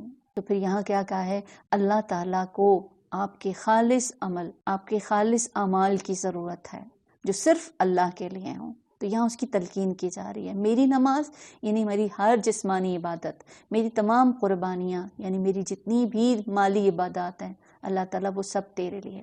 میرا جینا، میری زندگی پوری اس بات پر محیط ہے کہ میں اللہ کی اطاعت میں زندگی گزار دوں، اور پھر میرا مرنا کہ موت بھی اس حال میں آئے کہ اللہ کا نام ہماری زبانوں پر ہو. سب کچھ اللہ رب العالمین کے لیے. قل اغیر اللہ، کیا میں اللہ کے سوا کوئی اور رب تلاش کروں، حالانکہ وہی ہر چیز کا رب ہے. رب کون ہوتا ہے؟ خالق، مالک، رازق، معبود، مدبر. ہر شخص جو کچھ کماتا ہے اس کی ذمہ داری وہ خود ہے. کوئی بوجھ اٹھانے والا دوسرے کا بوجھ نہیں اٹھاتا. پھر تم سب کو اپنے رب کی طرف پلٹنا ہے. اس وقت تمہارے اختلافات کی حقیقت تم پر کھل جائے گی. وہی ہے جس نے تم کو زمین کا خلیفہ بنایا اور تم میں سے بعض کو بعض کے مقابلے میں زیادہ بلند درجے دیے، تاکہ جو کچھ تم کو دیا ہے اس میں تمہاری آزمائش کرے. بے شک تمہارا رب سزا دینے میں بھی بہت تیز ہے. وَإِنَّهُ لَغَفُورٌ رَحِيمٌ، اور بہت درگزر کرنے اور رحم فرمانے والا ہے. تو نہیں معلوم کس وقت وہ پکڑ لے کہ وہ جو اس نے ہمارے لیے یہ چیز کی ہے نا کہ غفور الرحیم تو ہے، لیکن ہم اللہ کی اس صفت کو بھول جاتے ہیں کہ وہ بہت جلد سزا دینے میں بھی دیر نہیں کرتا. تو اس کے لیے پھر ہمیں گناہوں سے توبہ کرنے میں دیر نہیں کرنی چاہیے. سورۃ الاعراف مکی سورت. بسم اللہ الرحمن الرحیم. الف لام میم صاد. کتاب انزل الیک فلا یکن فی صدرک حرج منہ لتنذر به وذکری للمؤمنین. الف لام میم صاد، یہ ایک کتاب ہے جو تمہاری طرف نازل کی گئی ہے، پس اے محمد صلی اللہ علیہ وسلم تمہارے دل میں اس سے کوئی جھجک نہ آئے. اس کے اترنے کی غرض یہ ہے کہ تم اس کے ذریعے سے منکرین کو ڈراؤ اور ایمان لانے والے لوگوں کو یاد دہانی دو. لوگو جو کچھ تمہارے رب کی طرف سے تم پر نازل کیا گیا ہے اس کی پیروی کرو، اور اپنے رب کو چھوڑ کر دوسرے سرپرستوں کی پیروی نہ کرو، مگر تم نصیحت کم ہی مانتے ہو. کتنی ہی بستیاں ہیں جنہیں ہم نے ہلاک کیا، ان پر ہمارا عذاب اچانک رات کے وقت ٹوٹ پڑا یا دن دہاڑے ایسے وقت آیا کہ جب کہ وہ آرام کر رہے تھے. اللہ تعالیٰ سے ہمیشہ عافیت مانگنی چاہیے کہ پتہ نہیں کس وقت کون سی بلا کہاں سے ٹپک پڑے، خصوصاً جو غفلت کے وقت ہوتے ہیں، رات کو آنکھ کھلے تو اس وقت بھی اللہ تعالیٰ سے اپنے اچھے انجام کی دعا مانگا کریں. اور جب ہمارا عذاب ان پر آ گیا تو ان کی زبان پر ان کے سوا کوئی صدا نہ تھی کہ واقعی ہم ظالم تھے. فَلَنَسْأَلَنَّ الَّذِينَ أُرْسِلَ إِلَيْهِمْ وَلَنَسْأَلَنَّ الْمُرْسَلِينَ. آیت نمبر 6 سورۃ الاعراف. بس یہ ضرور ہو کر رہنا ہے کہ ہم ان لوگوں سے باز پرس کریں جن کی طرف ہم نے پیغمبر بھیجے، اور پیغمبروں سے بھی پوچھیں کہ انہوں نے پیغام رسانی کا فرض کہاں تک انجام دیا، اور انہیں اس کا جواب ملا۔ پھر ہم خود پورے علم کے ساتھ ساری سرگزشت ان کے آگے پیش کر دیں گے، آخر ہم کہیں غائب تو نہیں تھے، اور وزن اس روز عین حق ہوگا۔ الوزن یومئذ الحق فمن ثقلت موازینہ فاولئک هم المفلحون۔ جن کے پلڑے بھاری ہوں گے وہی فلاح پائیں گے، اور جن کے پلڑے نیکیوں والے ہلکے رہیں گے وہی اپنے آپ کو خسارے میں مبتلا کریں گے، کیونکہ وہ ہماری آیات کے ساتھ ظالمانہ رویہ اختیار رکھتے تھے۔ تو بات میزان کی ہو رہی ہے کہ قیامت کے دن انسان کے نامہ اعمال جو ہے وہ تولا جائے گا، میزان میں تولا جائے گا۔ میزان کیا ہے کہ میزان حق ہے، کہ میزان اتنا بڑا ہے کہ جس میں زمین اور آسمان بھی رکھے جا سکتے ہیں۔ آپ صلی اللہ علیہ وسلم نے فرمایا قیامت کے دن بڑے بڑے ترازو رکھے جائیں گے، پس اگر اس میں زمین اور آسمان بھی رکھنا چاہیں تو وہ بھی اتنی اس کی وسعت ہوگی کہ اس میں رکھے جا سکیں گے۔ فرشتے پوچھیں گے یہ کس کے لیے وزن کرے گا؟ تو اللہ تعالیٰ فرمائیں گے کہ میں اپنی خلقت میں سے جس کے لیے چاہوں گا۔ تو فرشتے کہیں گے اللہ تو پاک ہے، ہم نے تیری عبادت ویسی نہ کی جیسے کرنے کا حق تھا۔ یعنی آپ پہاڑوں جیسی زمین جتنی نیکیاں بھی کر لیں گے نا تو وہ اس میزان کے اندر آپ موجود پائیں گے۔ اب معلوم نہیں، اللہ کرے کہ ہمارے پلڑوں میں واقعی کچھ ایسے اعمال ہوں کہ جو ہمارے لیے بچت کا سبب بن جائے۔ تو قیامت کے دن انسان کے جو نامہ اعمال ہیں نا وہ تولے جائیں گے۔ اب وزن کس چیز کا ہوگا یہ سوال ہمارے ذہن میں بھی آتا ہوگا۔ تو 3 چیزوں کا وزن ہو سکتا ہے۔ ایک یہ کہ انسان کے اعمال جو ایبسٹریکٹ ہوتے ہیں نا، جن کو فزیکلی آپ دیکھ نہیں، وہ ان اعمال کو مختلف شکلوں دے دی جائیں، جیسے اچھی باتیں ہیں تو خوبصورت چیزیں بنا دی جائیں، اور بری باتوں کو کوئی بد شکل چیز، اور جس چیز کی خیانت کی ہوگی نا انسان کے کندھوں پر اٹھائی بھی آئی، تو خیانت بھی پھر اپنی فزیکل اس میں آ گئی۔ یہی چیزیں جو صدقہ کی جاتی ہیں وہ پہاڑ میزان میں رکھ دی جائیں۔ ایسا مانی ہے کہ جن کتابوں یا جن رجسٹرز پر ہمارے اعمال لکھے جا رہے ہیں ہو سکتا ہے وہ تو لے جائیں۔ اور پھر تیسری چیز یہ کہ خود انسانوں کو تولا جائے گا، جن کا ایمان زیادہ ہوگا ان کا وزن بھی زیادہ ہوگا۔ حضرت عبداللہ بن مسعود کی وہ بات یاد کر لے کہ جو ان کی پنڈلیوں کے بارے میں کیا کہا تھا، میزان میں احد سے زیادہ وزنی ہو۔ تو آج ہم کہتے ہیں فزیکلی جتنے ہلکے ہوں تو اچھی بات ہے، اچھی بات ہے، لیکن آخرت میں انسان کا وزن اس کے ایمان کی وجہ سے ہوگا۔ اور آج دنیا میں بھی اللہ سبحانہ تعالیٰ کے ہاں معیار تو یہی ہے، تقویٰ، کہ تم میں سب سے بہترین تو وہی ہے جس کا جتنا تقویٰ، انسان اپنے ایمان کی وجہ سے ہی اللہ کے ہاں مقام پاتا ہے۔ تو آخرت میں بھی ایسا ہی ہوگا۔ ہم نے تمہیں زمین میں اختیارات کے ساتھ بسایا اور تمہارے لیے یہاں سامان زیست فراہم کیا، مگر تم لوگوں کو کم ہی شکر ادا گزار ہوتے ہو۔ ہم نے تمہیں تمہاری تخلیق کی ابتدا کی، پھر تمہاری صورت بنائی، پھر فرشتوں سے کہا آدم کو سجدہ کرو۔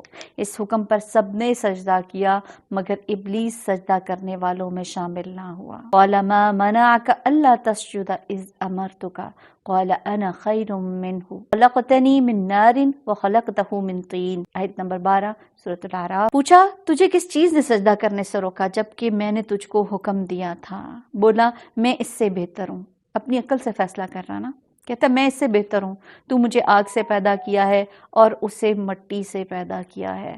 فرمایا اچھا تو یہاں سے تو نیچے اتر جا، تجھے حق نہیں کہ یہاں بڑائی کا گھمنڈ کرے، نکل جا، در حقیقت تو ان لوگوں میں سے جو خود اپنی ذلت چاہتے ہیں۔ تو جو بھی تکبر کرتا ہے وہ دراصل اپنی لیے ذلت کو تیار کر رہا ہوتا ہے۔ تو یہاں ابلیس نے سجدے سے انکار کر دیا، بہت عبادت گزار تھا، جب تک تو وہ اپنی دنیا میں تھا تک تو اس کی عبادت پہ وہ جمع ہوا تھا، لیکن کیا ہوا نا کہ جب آدم کے مقابلے میں آ کر اس کے سامنے اس کو جھکنے کے لیے کہا گیا تو وہ اس نے انکار کر دیا۔ اس کے اندر چھپی ہوئی جو خود پسندی تھی نا وہ باہر نکل آئی۔ اللہ تعالیٰ ہر ایک کو آزماتا ہے، بعض اوقات انسانوں کے ذریعے بھی آزماتا ہے۔ جب کبھی ہم اکیلے ہوتے ہیں، جب تک اپنے گھروں میں ہوتے ہیں، اپنی نماز، اپنی عبادات اور اپنی سب چیزیں کر رہے ہوتے ہیں، لیکن جب ہم باہر نکلتے ہیں ہمارا واسطہ دوسرے لوگوں سے پڑتا ہے۔ پھر اس وقت میں جیسے آپ کے بچے انہوں نے کچھ ایسی لا علمی میں کوئی ایسی حرکت کر دی، آپ کے ماتحت جنہوں نے لاپرواہی میں کچھ ایسا کر دیا،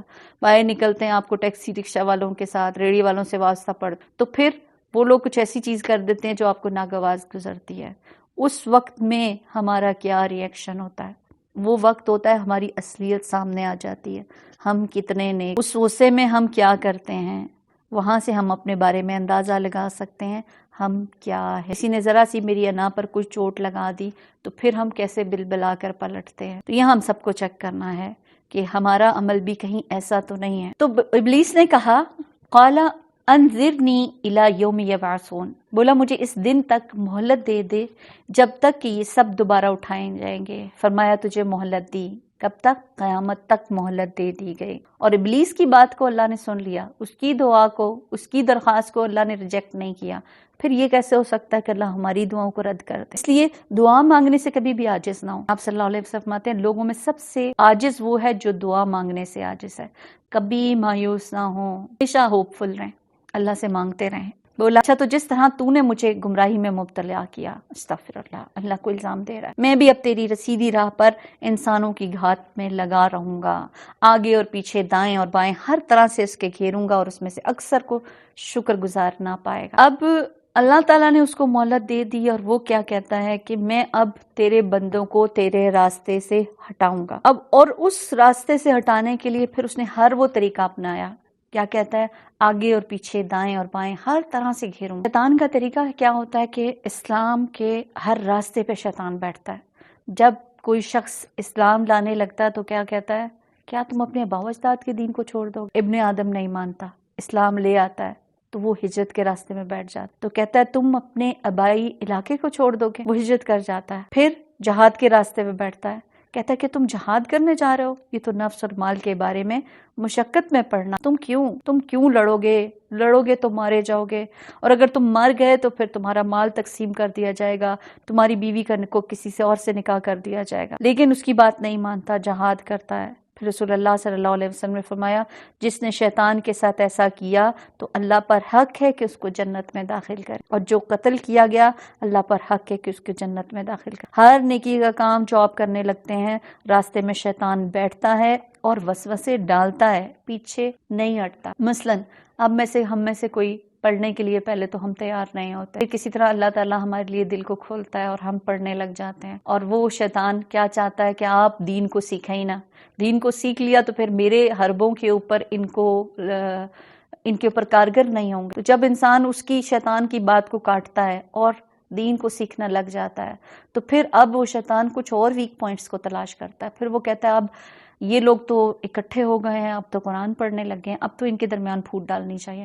پھر وہ کوئی ایسی بات آپ کے ذہن میں ڈالے گا جو سامنے والے کے وہم اور گمان میں بھی نہیں ہوتی، اور وہ آپ کو کاٹنے کی کوشش کرے گا کہ یہ میرے بارے میں ایسے بات کر رہا ہے، یہ یقیناً اسی سوچ کے ساتھ اس نے بات کی ہوگی. اور بہت ساری چیزیں ہمارے دوسرے نے اسی سوچ کے ساتھ شاید نہ بھی کی، اور اگر کی بھی ہوں تو اس وقت میں دین کا ناکام کیا ہے آپ کی اجتماعیت کے ساتھ. اس وقت اگر شیطان ایسے کوئی وسوسے ڈالتا ہے اور بندہ مومن اس وقت بھی ڈٹا رہتا ہے کہ میرا کیا ہے، مجھے کس لیے یہاں پر میں ہوں، اپنی ذات کے لیے، اللہ کے لیے، تو پھر شیطان یہاں پر بھی ہار جاتا ہے. پھر وہ اگلی جہد پر نکلتا ہے، کوئی اور آپ کے پوائنٹس کو ڈھونڈ. تو وہ اس کا یہ سب کچھ کرنے کا کیا ہے، ان میں سے اکثر شکر گزار نہ پاؤ گے. یہ جو ناشکری ہے نا، یہ اس ٹارگٹ تک شیطان دراصل ہمیں لانا چاہتا. تو دل پہ جائزہ لیں کہ جو نعمتیں اللہ نے مجھے دیں، چاہے وہ دین کے ساتھیوں کی صورت میں ہے، قرآن کی صورت میں ہے، دین اسلام کی صورت میں، یا دنیا کی جو باقی نعمتیں ہیں، ان پر شکر گزار ہوں، اللہ کا شکر ادا کریں. فرمایا نکل جاؤ یہاں سے ذلیل اور ٹھکرایا ہوا. یقین رکھ کہ اس میں سے جو تیری پیروی کریں گے تجھے سمیت ان سب سے جہنم کو بھر دوں گا. اے آدم، تو اور تیری بیوی دونوں اس جنت میں رہو، جہاں جس چیز کو تمہارا جی چاہے کھاؤ، مگر اس درخت کے پاس نہ بھٹکنا ورنہ ظالموں میں سے ہو جاؤ گے. شیطان نے ان کو بہکایا تاکہ ان کی شرمگاہیں جو ان ایک دوسرے سے چھپائی گئی تھی ان کے سامنے کھول دے. اس نے ان سے کہا تمہارے رب نے تمہیں جو اس درخت سے روکا ہے اس کی وجہ اس کے سوا کچھ نہیں کہ کہیں تم فرشتے نہ بن جاؤ یا تمہیں ہمیشہ کی زندگی نہ ہو جائے. تو یہ شیطان انسان کی برائیوں کو اس طرح خوشنما بناتا ہے، وسوسے ڈالتا ہے، اور ان چیزوں سے جن سے اللہ نے روکا ہوتا ہے اس میں کیسے کیسے فائدے بتاتا ہے. تو پھر ہمیں دشمن کی چالوں کو سمجھنا ہے. جس چیز سے اللہ نے منع کر دیا اس کے لیے کوئی دلیل نہیں، اس کے لیے کوئی سوچ نہیں، اس کے لیے کوئی خیال ایسا نہیں کہ جس کو کہیں کہ جس کو ہم لائیں اور اس چیز کو جائز کا بنا دیں۔ تو یہاں پر شیطان نے کیا کیا تھا کہ لباس کو اتروا دیا، اور اس نے قسم کھا کر ان سے کہا میں تمہارا سچا خیر خواہ ہوں۔ اسی طرح دھوکہ دے کر وہ ان دونوں کو رفتہ رفتہ اپنی ڈھب پر لے آیا۔ آخرکار جب انہوں نے اس درخت کا مزہ چکھا تو ان کے سطر ایک دوسرے کے سامنے کھل گئے اور اپنے جسموں کو جنت کے پتوں سے ڈھانپنے لگے۔ کیوں؟ کیونکہ انسان کی فطرت میں حیا ہے، وہ اپنے آپ کو اس طرح رکھنا پسند نہیں کرتا، تو انہوں نے اپنے جسم کو لپیٹنا سمیٹنا شروع کر دیا۔ یہاں بات کی جا رہی ہے کہ شیطان نے لباس اتروا دیا۔ شیطان کا کام یہ ہے کہ وہ انسان کو برہنہ کر دیتا۔ اس نے آدم علیہ السلام اور حوا کے جو عزت کا لباس تھا اس کو اتروا دیا۔ تو یہاں کے شیطان انسان کے لیے جو اللہ نے لباس اس کی عزت کا سبب بنایا ہے، اس کی زینت کا باعث بنایا ہے، اس کا ستر کو چھپانے کے لیے بنایا ہے، اس کو کھول دے۔ اس چیز کو سمجھنے کے بعد کہ شیطان دنیا میں بھی ہمارا لباس اتروا۔ اگر ہم دیکھیں کہ دنیا میں انسان کو قابو پانے کا شیطان کا ایک طریقہ یہ بھی ہے کہ وہ اس کو برہنہ کر دے، یعنی کہ انسان ایسے لباس کو پسند کرتا ہے جتنا کم سے کم ہو، جتنا مختصر، اور عورتیں زیادہ ایسے ڈریسز پہنتی ہیں کہ اس میں کہ جس میں اس کا جسم کا حصہ جو نمایاں ہے، جس کو چھپانے کے لیے کہا گیا، اس کو ننگا رکھا جائے، اور اس کو عورت اپنی آزادی سمجھ لے۔ یہ بھی کیسی خوش فہمی ہے نا کہ اس کے بعد جو پھر جب اس حالت میں نکلتی ہے تو پھر اس کے بعد جو مشکلات آتی ہیں، جو وہ تنگ کی جاتی ہیں۔ عورت کے لیے دراصل عزت کا مقام اس کی قابلیت ہے، یاد رکھیے، اس کا تقوی ہے، اس کے اعمال کی بنا پر اس کا مقام ہے، نہ کہ یہ کہ اپنے جسم کو ننگا کر کے دوسروں کے لیے زینت کا سامان بنا دیں۔ تنگ، چھوٹا، باریک لباس پہن کر انسان دراصل دوسروں کو کے ہاتھوں میں کٹ پتلی بن جاتا کہ جیسے وہ چاہتا ہے ویسا رہتا۔ اللہ کا حکم کہاں ہے، اپنی کچھ سوچ ہے، اپنی کچھ پسند ہے، وہ کہیں بھی۔ تو یہ عورتوں کے لیے بہت بڑی آزمائش ہے، اور جنت پہ جانے کے لیے یاد کریں، یہ رکھیے، یہ بہت بڑی رکاوٹ بھی ہے۔ آپ صلی اللہ علیہ وسلم نے فرمایا جہنمیوں کی 2 قسمیں ہیں جو میں نے ابھی تک نہیں دیکھی، یعنی آپ کے زمانے میں ایسے لوگ نہیں تھے۔ ایک وہ جن کے پاس بیل کی دموں جیسے کوڑے ہوں گے جن سے وہ لوگوں کو ماریں گے، یعنی ظالم حکمران ہوں گے۔ دوسری وہ عورتیں جو کپڑے پہننے کے باوجود ننگی ہوں گی، مائل ہونے والی اور دوسروں کو مائل کرنے والی ہوں گی۔ ان کے سر بختی اونٹ کی کوہان کی طرح ہوں گے، یعنی کہ وہ بالوں کو اونچا کر کے بنائیں گی ان کو پرومیننٹ کرنے کے لیے۔ فرمایا ایسی عورت جنت میں داخل نہ ہوگی، نہ ہی اس کی خوشبو اور نہ وہ پا سکیں گی، حالانکہ جنت کی خوشبو اتنے فاصلے سے آئے گی۔ تو پھر ہم سب کو اپنے لباس کا جائزہ لینا، ٹائٹ، باریک، گلا کھلا ہونا۔ کتنے دن ہم نے اس دنیا میں رہنا ہے، اور کتنے دن ہم اپنے آپ کو لوگوں کے حوالے کیے رکھیں گے، جو چیز ہمیں خود بھی نہیں اچھی لگ رہی ہوتی لیکن ہم اس لیے اس کو استعمال کر رہے ہوتے ہیں کہ لوگوں میں آج کل یہ پسند کیا جا رہا ہے۔ لیکن جب واپس جائیں گے تو پھر جاتے ہوئے بھی ہمیں کیا پہننا ہے، ایک لٹھے کا سفید لباس، اور قیامت کے دن تو پھر ہر انسان بغیر لباس کیا ہوگا، اور اس کے پاس صرف تقویٰ کا لباس ہو۔ یہاں صرف عورتوں کی بات نہیں، مردوں کے لیے بھی، کہ مرد بھی اس طرح کے لباس سے احتیاط کریں۔ کہ شیطان نے کیا سجھایا تھا مکہ والوں کو کہ ننگے طواف کرتے تھے، کہ جن میں تم طواف کرتے ہو اس میں تم عبادت نہ کرو، مطلب جس لباس میں تم گناہ کرتے ہو وہ لباس پہن کر تم عبادت نہ۔ حالانکہ قرآن میں کیا حکم ہے کہ وہاں پر تو اپنے خاص لباس کا خیال رکھ۔ تب اس کے رب نے انہیں پکارا، کیا میں نے تمہیں اس درخت سے روکا نہیں تھا؟ کہا نہ تھا کہ شیطان تمہارا کھلا دشمن ہے؟ ایسے ہی اللہ سبحانہ تعالیٰ ہم سب کو بھی سمجھا رہے ہیں، مان لو، سمجھ لو، یہ شیطان تمہارا کھلا دشمن ہے، یہ تمہارے ساتھ کبھی خیر خواہی نہیں کرے گا، وہ تم اس کی بات کو مانو گے تو وہ تمہیں بہت غلط جگہ تک پہنچا دے گا۔ دونوں بول اٹھے، ربنا ظلمنا انفسنا وان لم تغفر لنا وترحمنا لنکونن من الخاسرین۔ اے رب، ہم نے اپنے اوپر ستم کیا، اب اگر تو نے ہم سے درگزر نہ فرمایا اور رحم نہ کیا تو یقیناً ہم تباہ ہو جائیں گے۔ یہ ہے فرق شیطان اور انسان کا۔ انسان نے فوراً توبہ کر لی، شیطان غلطی کر کے اکڑ گیا۔ تو پھر ہمارے پاس 2 راستے ہیں، یا تو پھر انسان کیا فرشتہ ہی ہو سکتا ہے کہ جس سے کوئی غلطی نہ ہو، لیکن ہم وہ ہے نہیں، ہم تو انسان ہیں۔ پھر 2 میں سے ایک، کہ کبھی غلطی ہو جائے، انسان ہونے کے ناطے پھسل ہی جائیں، تو پھر کیا ہے، وہاں پر لٹے نہ رہیں، اٹھ جائیں، خود کو جھاڑ لے، توبہ کر لے۔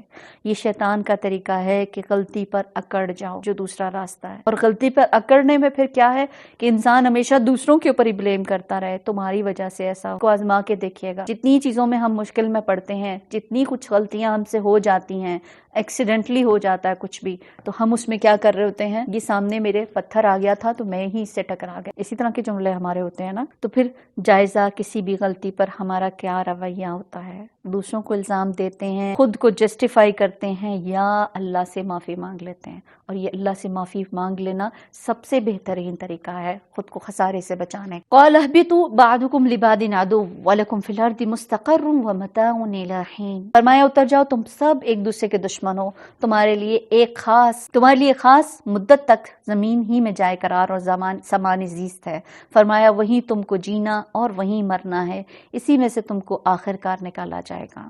اے اولاد آدم، ہم نے تم پر لباس نازل کیا کہ تمہارے جسم کے قابل شرم حصوں کو ڈھانکے، تمہارے لیے جسم کی حفاظت اور زینت کا ذریعہ ہو. بہترین لباس تقویٰ کا لباس ہے. لباس کا مقصد ہمیں یہاں سمجھ آ رہا ہے. ہم سب کس لیے لباس کو پہنتے ہیں؟ صرف زینت کے لیے نہیں.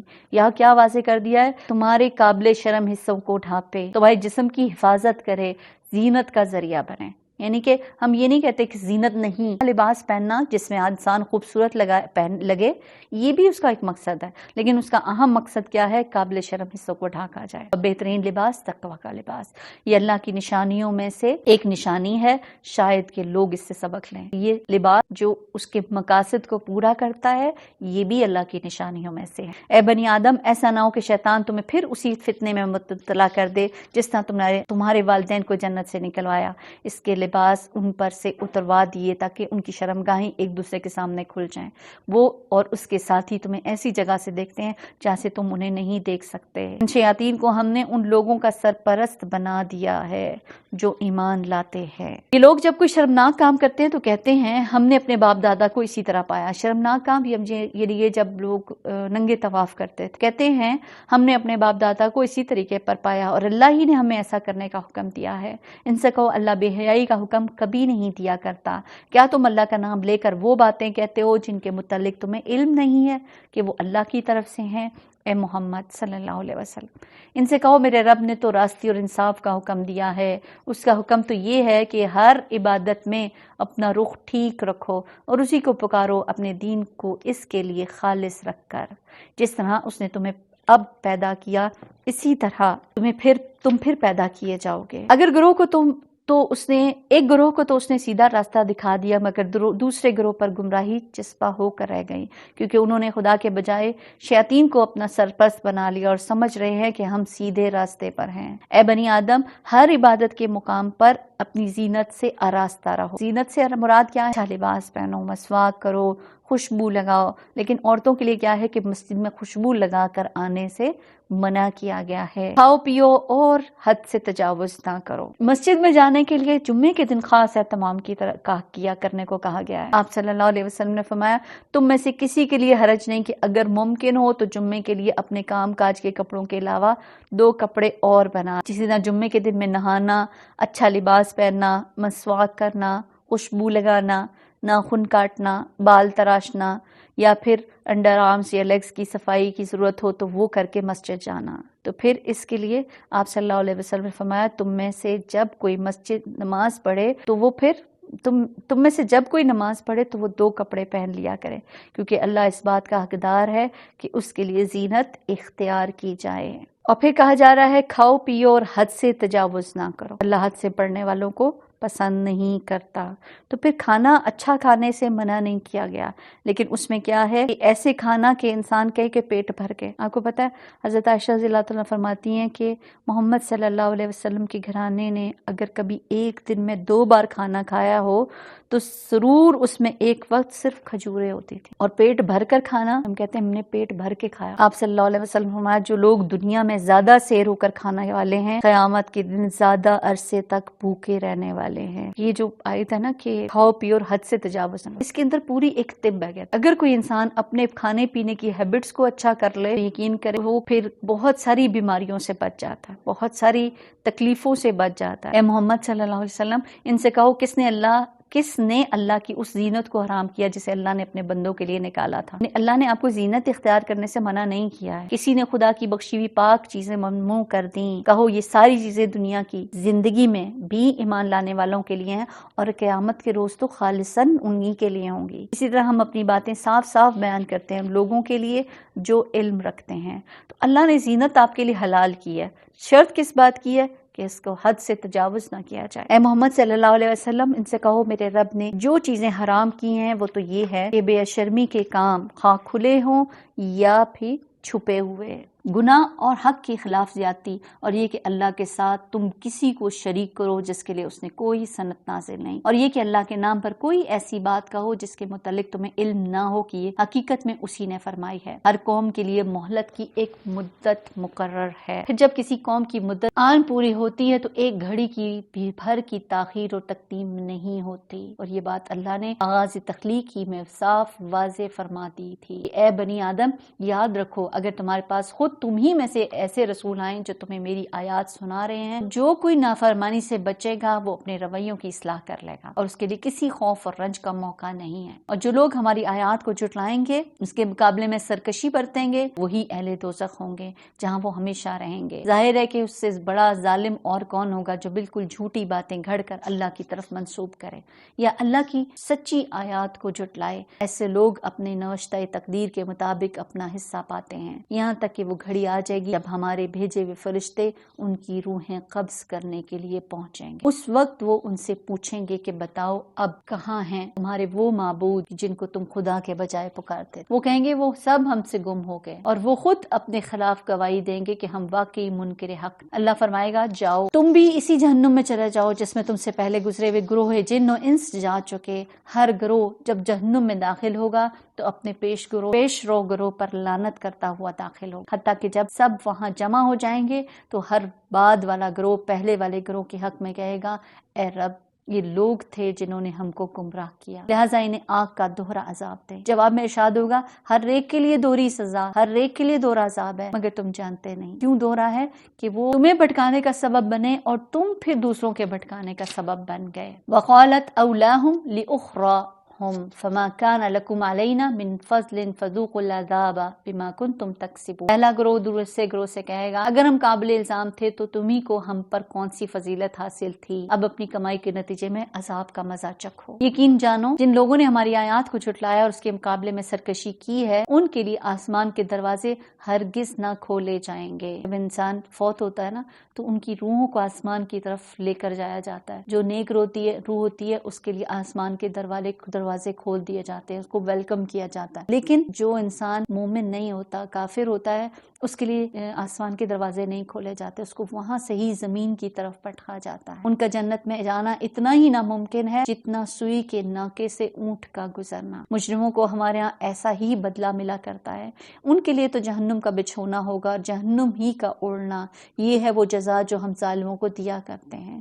بخلاف اس کے جن لوگوں نے ہماری آیات کو مان لیا اور اچھے کام کیے، وہ اس کام میں ہم ہر ایک کو اس کی استطاعت کے مطابق ذمہ دار ٹھہراتے ہیں. اور اہل جنت جہاں وہ ہمیشہ رہیں گے، ان کے دلوں میں ایک دوسرے کے خلاف جو کچھ قدورت ہوگی اسے ہم نکال دیں گے. تو یہ جنت کی صفت کہ وہاں پر جو بھی جائے گا صاف دل کے ساتھ، یہ جنت کی خوبصورتی ہوگی. کیوں؟ کیونکہ جب دلوں کے اندر کہیں پہ بھی کچھ کسی کے لیے گمان خراب ہوتا ہے تو پھر آپ کے معاملات کبھی اچھے نہیں ہوتے. اور جنت تو وہ جگہ ہے کہ جہاں پر ہر طرف امن ہی امن ہوگا. یاد رکھیں جن گھرانوں میں محبت ہوتی ہے نا تو وہ چاہے کوئی کٹیا ہی کیوں نہ ہو، چاہے وہ کوئی چھوٹا سا کوئی گھر کیوں نہ ہو، وہاں پر خیر ہی خیر ہو. لیکن جتنے بڑے گھر ہوں اگر وہاں بات بے بات جھگڑے ہو رہے ہیں، مسکرانا ہی اتنا مشکل ہو گیا ہے تو پھر وہ گھر بھی ان کے لیے پھر تنگ ہو جاتے ہیں. اور ویسے بھی جنت میں جانے سے پہلے لوگوں کو ایک مقام قنطرہ ہوگا، ایک پل ہوگا جہاں پر روک دیا جائے گا، وہاں پر دلوں کی صفائی کی جائے گی اور اس کے بعد پھر جنت میں داخل کیا جائے گا. کیوں؟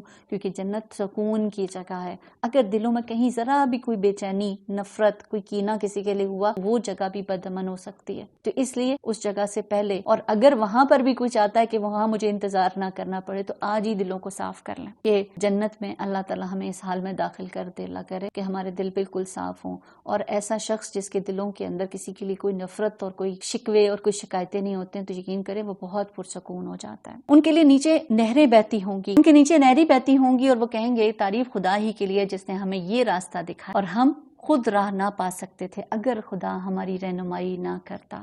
ہمارے رب کے بھیجے ہوئے ہمارے روئے رسول واقعی حق لے کر آئے تھے. یہ اس وقت ندا آئے گی کہ یہ جنت جس کے تم وارث بنائے گئے ہو، تمہیں ان اعمال کے بدلے میں ملی ہے جو تم کرتے رہے. تو جنت میں جانے کے لیے پھر نیک اعمال، یہی کرنسی، یہی ٹکٹ ہوگا جس کی ضرورت ہوگی. تو نیک اعمال اللہ کی توفیق سے ہوتے ہیں، اور یہ اللہ کا احسان ہوتا ہے کہ کسی کو ہدایت اور ایمان نصیب کرے. اسی لیے جنت والوں کو اللہ کی طرف منزل. وَنَادَى أَصْحَابُ الْجَنَّةِ أَصْحَابَ النَّارِ أَنْ قَدْ وَجَدْنَا مَا وَعَدَنَا رَبُّنَا حَقًّا فَهَلْ وَجَدْتُم مَّا وَعَدَ رَبُّكُمْ حَقًّا قَالُوا نَعَمْ فَأَذَّنَ مُؤَذِّنٌ بَيْنَهُمْ اللَّعْنَةُ اللَّهِ عَلَى الظَّالِمِينَ. پھر یہ جنت کے لوگ دوزخ والوں سے پکار کر کہیں گے ہم نے ان سارے وعدوں کو ٹھیک پا لیا جو ہمارے رب نے ہم سے کیے تھے. کیا تم نے بھی ان وعدوں کو ٹھیک پایا جو تمہارے رب نے کیے تھے؟ وہ جواب دیں گے ہاں.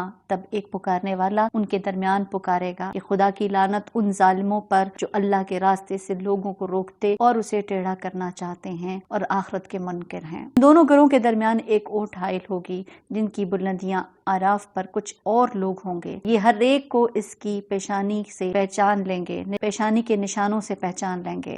جنت والوں سے پکار کر کہیں گے سلامتی ہو تم پر. یہ لوگ جنت میں داخل تو نہیں ہوئے مگر ان کی امیدواروں میں سے وہ ہوں گے. اور جب ان کی نگاہیں دوزخ والوں کی طرف پھریں گی تو کہیں گے اے رب ہمیں ان ظالم لوگوں میں نہ شامل کیجیے. ایسے لوگ کہ جن کی نیکیاں اتنی نہیں ہوں گی کہ وہ جنت میں جا سکیں، اور گناہ بھی اتنے نہیں ہیں کہ ان کو جہنم کی طرف بھیج دیا جائے.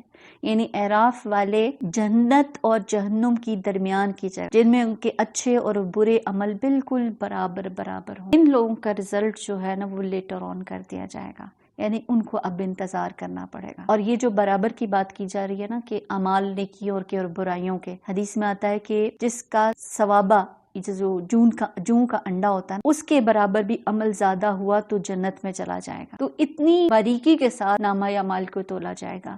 لیکن پھر یہ ایک کیفیت ایسی آئے گی کہ جس میں دونوں چیزیں برابر ہے. اب اس کی جنت میں جانے کے لیے بھی اتنے اعمال نہیں ہے کہ اس کو جنت کی طرف کر دیا جائے. اگر ایک نیکی کا بھی فرق پڑ جاتا تو وہ جنت میں جا سکتا تھا، لیکن اب اس کے پاس گناہ بھی اتنے نہیں ہیں کہ اگر ایک گناہ بڑھ جاتا تو پھر وہ جہنم کی طرف جا سکتا. تو وہاں پر انسان چھوٹی چھوٹی نیکیوں کا محتاج ہو کہ آج ہم قدر نہیں کرتے، جن کو آج ہم ویسے ہی جانے دیتے ہیں. تو وہ چھوٹے چھوٹے کام جن کو ہم ایسے ہی اگنور کر دیتے ہیں، جیسے اللہ کا ذکر بھی اگر ہم کرتے رہیں بلا وجہ، جو ہم کچھ کاموں میں ہی فزیکلی لگے ہوتے ہیں، تو پھر اس میں بھی سبحان اللہ الحمدللہ کہ اللہ کا ذکر ایک بار ایک اللہ کے ذکر سے آپ کی نیکیوں میں کس قدر اضافہ ہو سکتا. تو اس وقت ہی اس مشکل سے بچنے کے لیے انشاءاللہ ہم نے اپنے چھوٹے چھوٹے اوقات کو بھی استعمال کرنا ہے. جب ان کی نگاہیں دوزخ والوں کی طرف پھریں گی تو کہیں گے اے رب ہمیں ان ظالم لوگوں میں شامل نہ کرنا.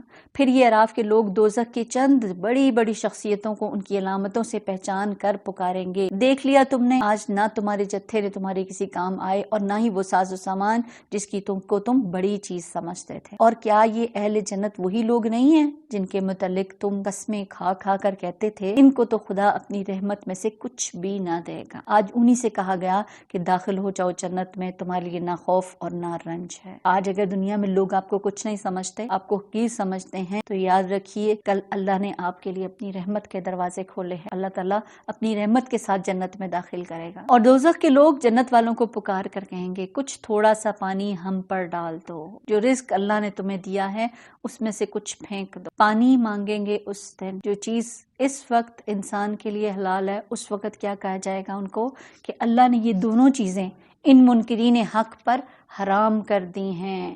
جنہوں نے اپنی دنیا کو کھیل اور تفریح بنا دیا تھا، جنہیں دنیا کی زندگی میں دنیا نے فریب میں مبتلا کر رکھا تھا۔ تو پانی پلانا، اس کے بارے میں کہا جاتا ہے کہ بہترین صدقہ ہے، گناہوں کی معافی ہے اس سے۔ آپ صلی اللہ علیہ وسلم کی حدیث سے ہمیں پتہ چلتا ہے، ابن عباس نے پوچھا تھا کہ صدقہ بہترین صدقہ کون سا ہے، تو پانی پلانا اس کو کہا گیا۔ تو ابن عباس کہتے ہیں آپ نے نہیں دیکھا کہ جہنمی وہ پانی کی فریاد کر رہے تھے۔ اس کو دوبارہ سے تھوڑا سا واضح کر دیتی ہوں۔ ابن عباس سے پوچھا گیا بہترین صدقہ، تو انہوں نے کیا کہا؟ پانی پلانا۔ تو کہا کہ آپ نے دیکھا نہیں کہ جہنمی جب پانی کی فریاد کریں گے تو کہیں گے ہم پر پانی ڈالو۔ تو بعض تابعین کہتے ہیں جن کے گناہ زیادہ ہو جائیں وہ پانی پلانا لازم کر لیں۔ اللہ نے کتے کو پانی پلانے والے کو معاف کر دیا، تو اس آدمی کا کیا مقام ہو کہ جو ایک مومن کو پانی پلا کر اس کو زندگی بخشے۔ اور یہ جو پانی پلانا ہے نا، اس کو بہترین صدقہ جاریہ بھی ہے۔ آپ صلی اللہ علیہ وسلم فرمایا کسی نے کنواں کھدوایا، پھر اس میں سے کسی نے پانی پیا،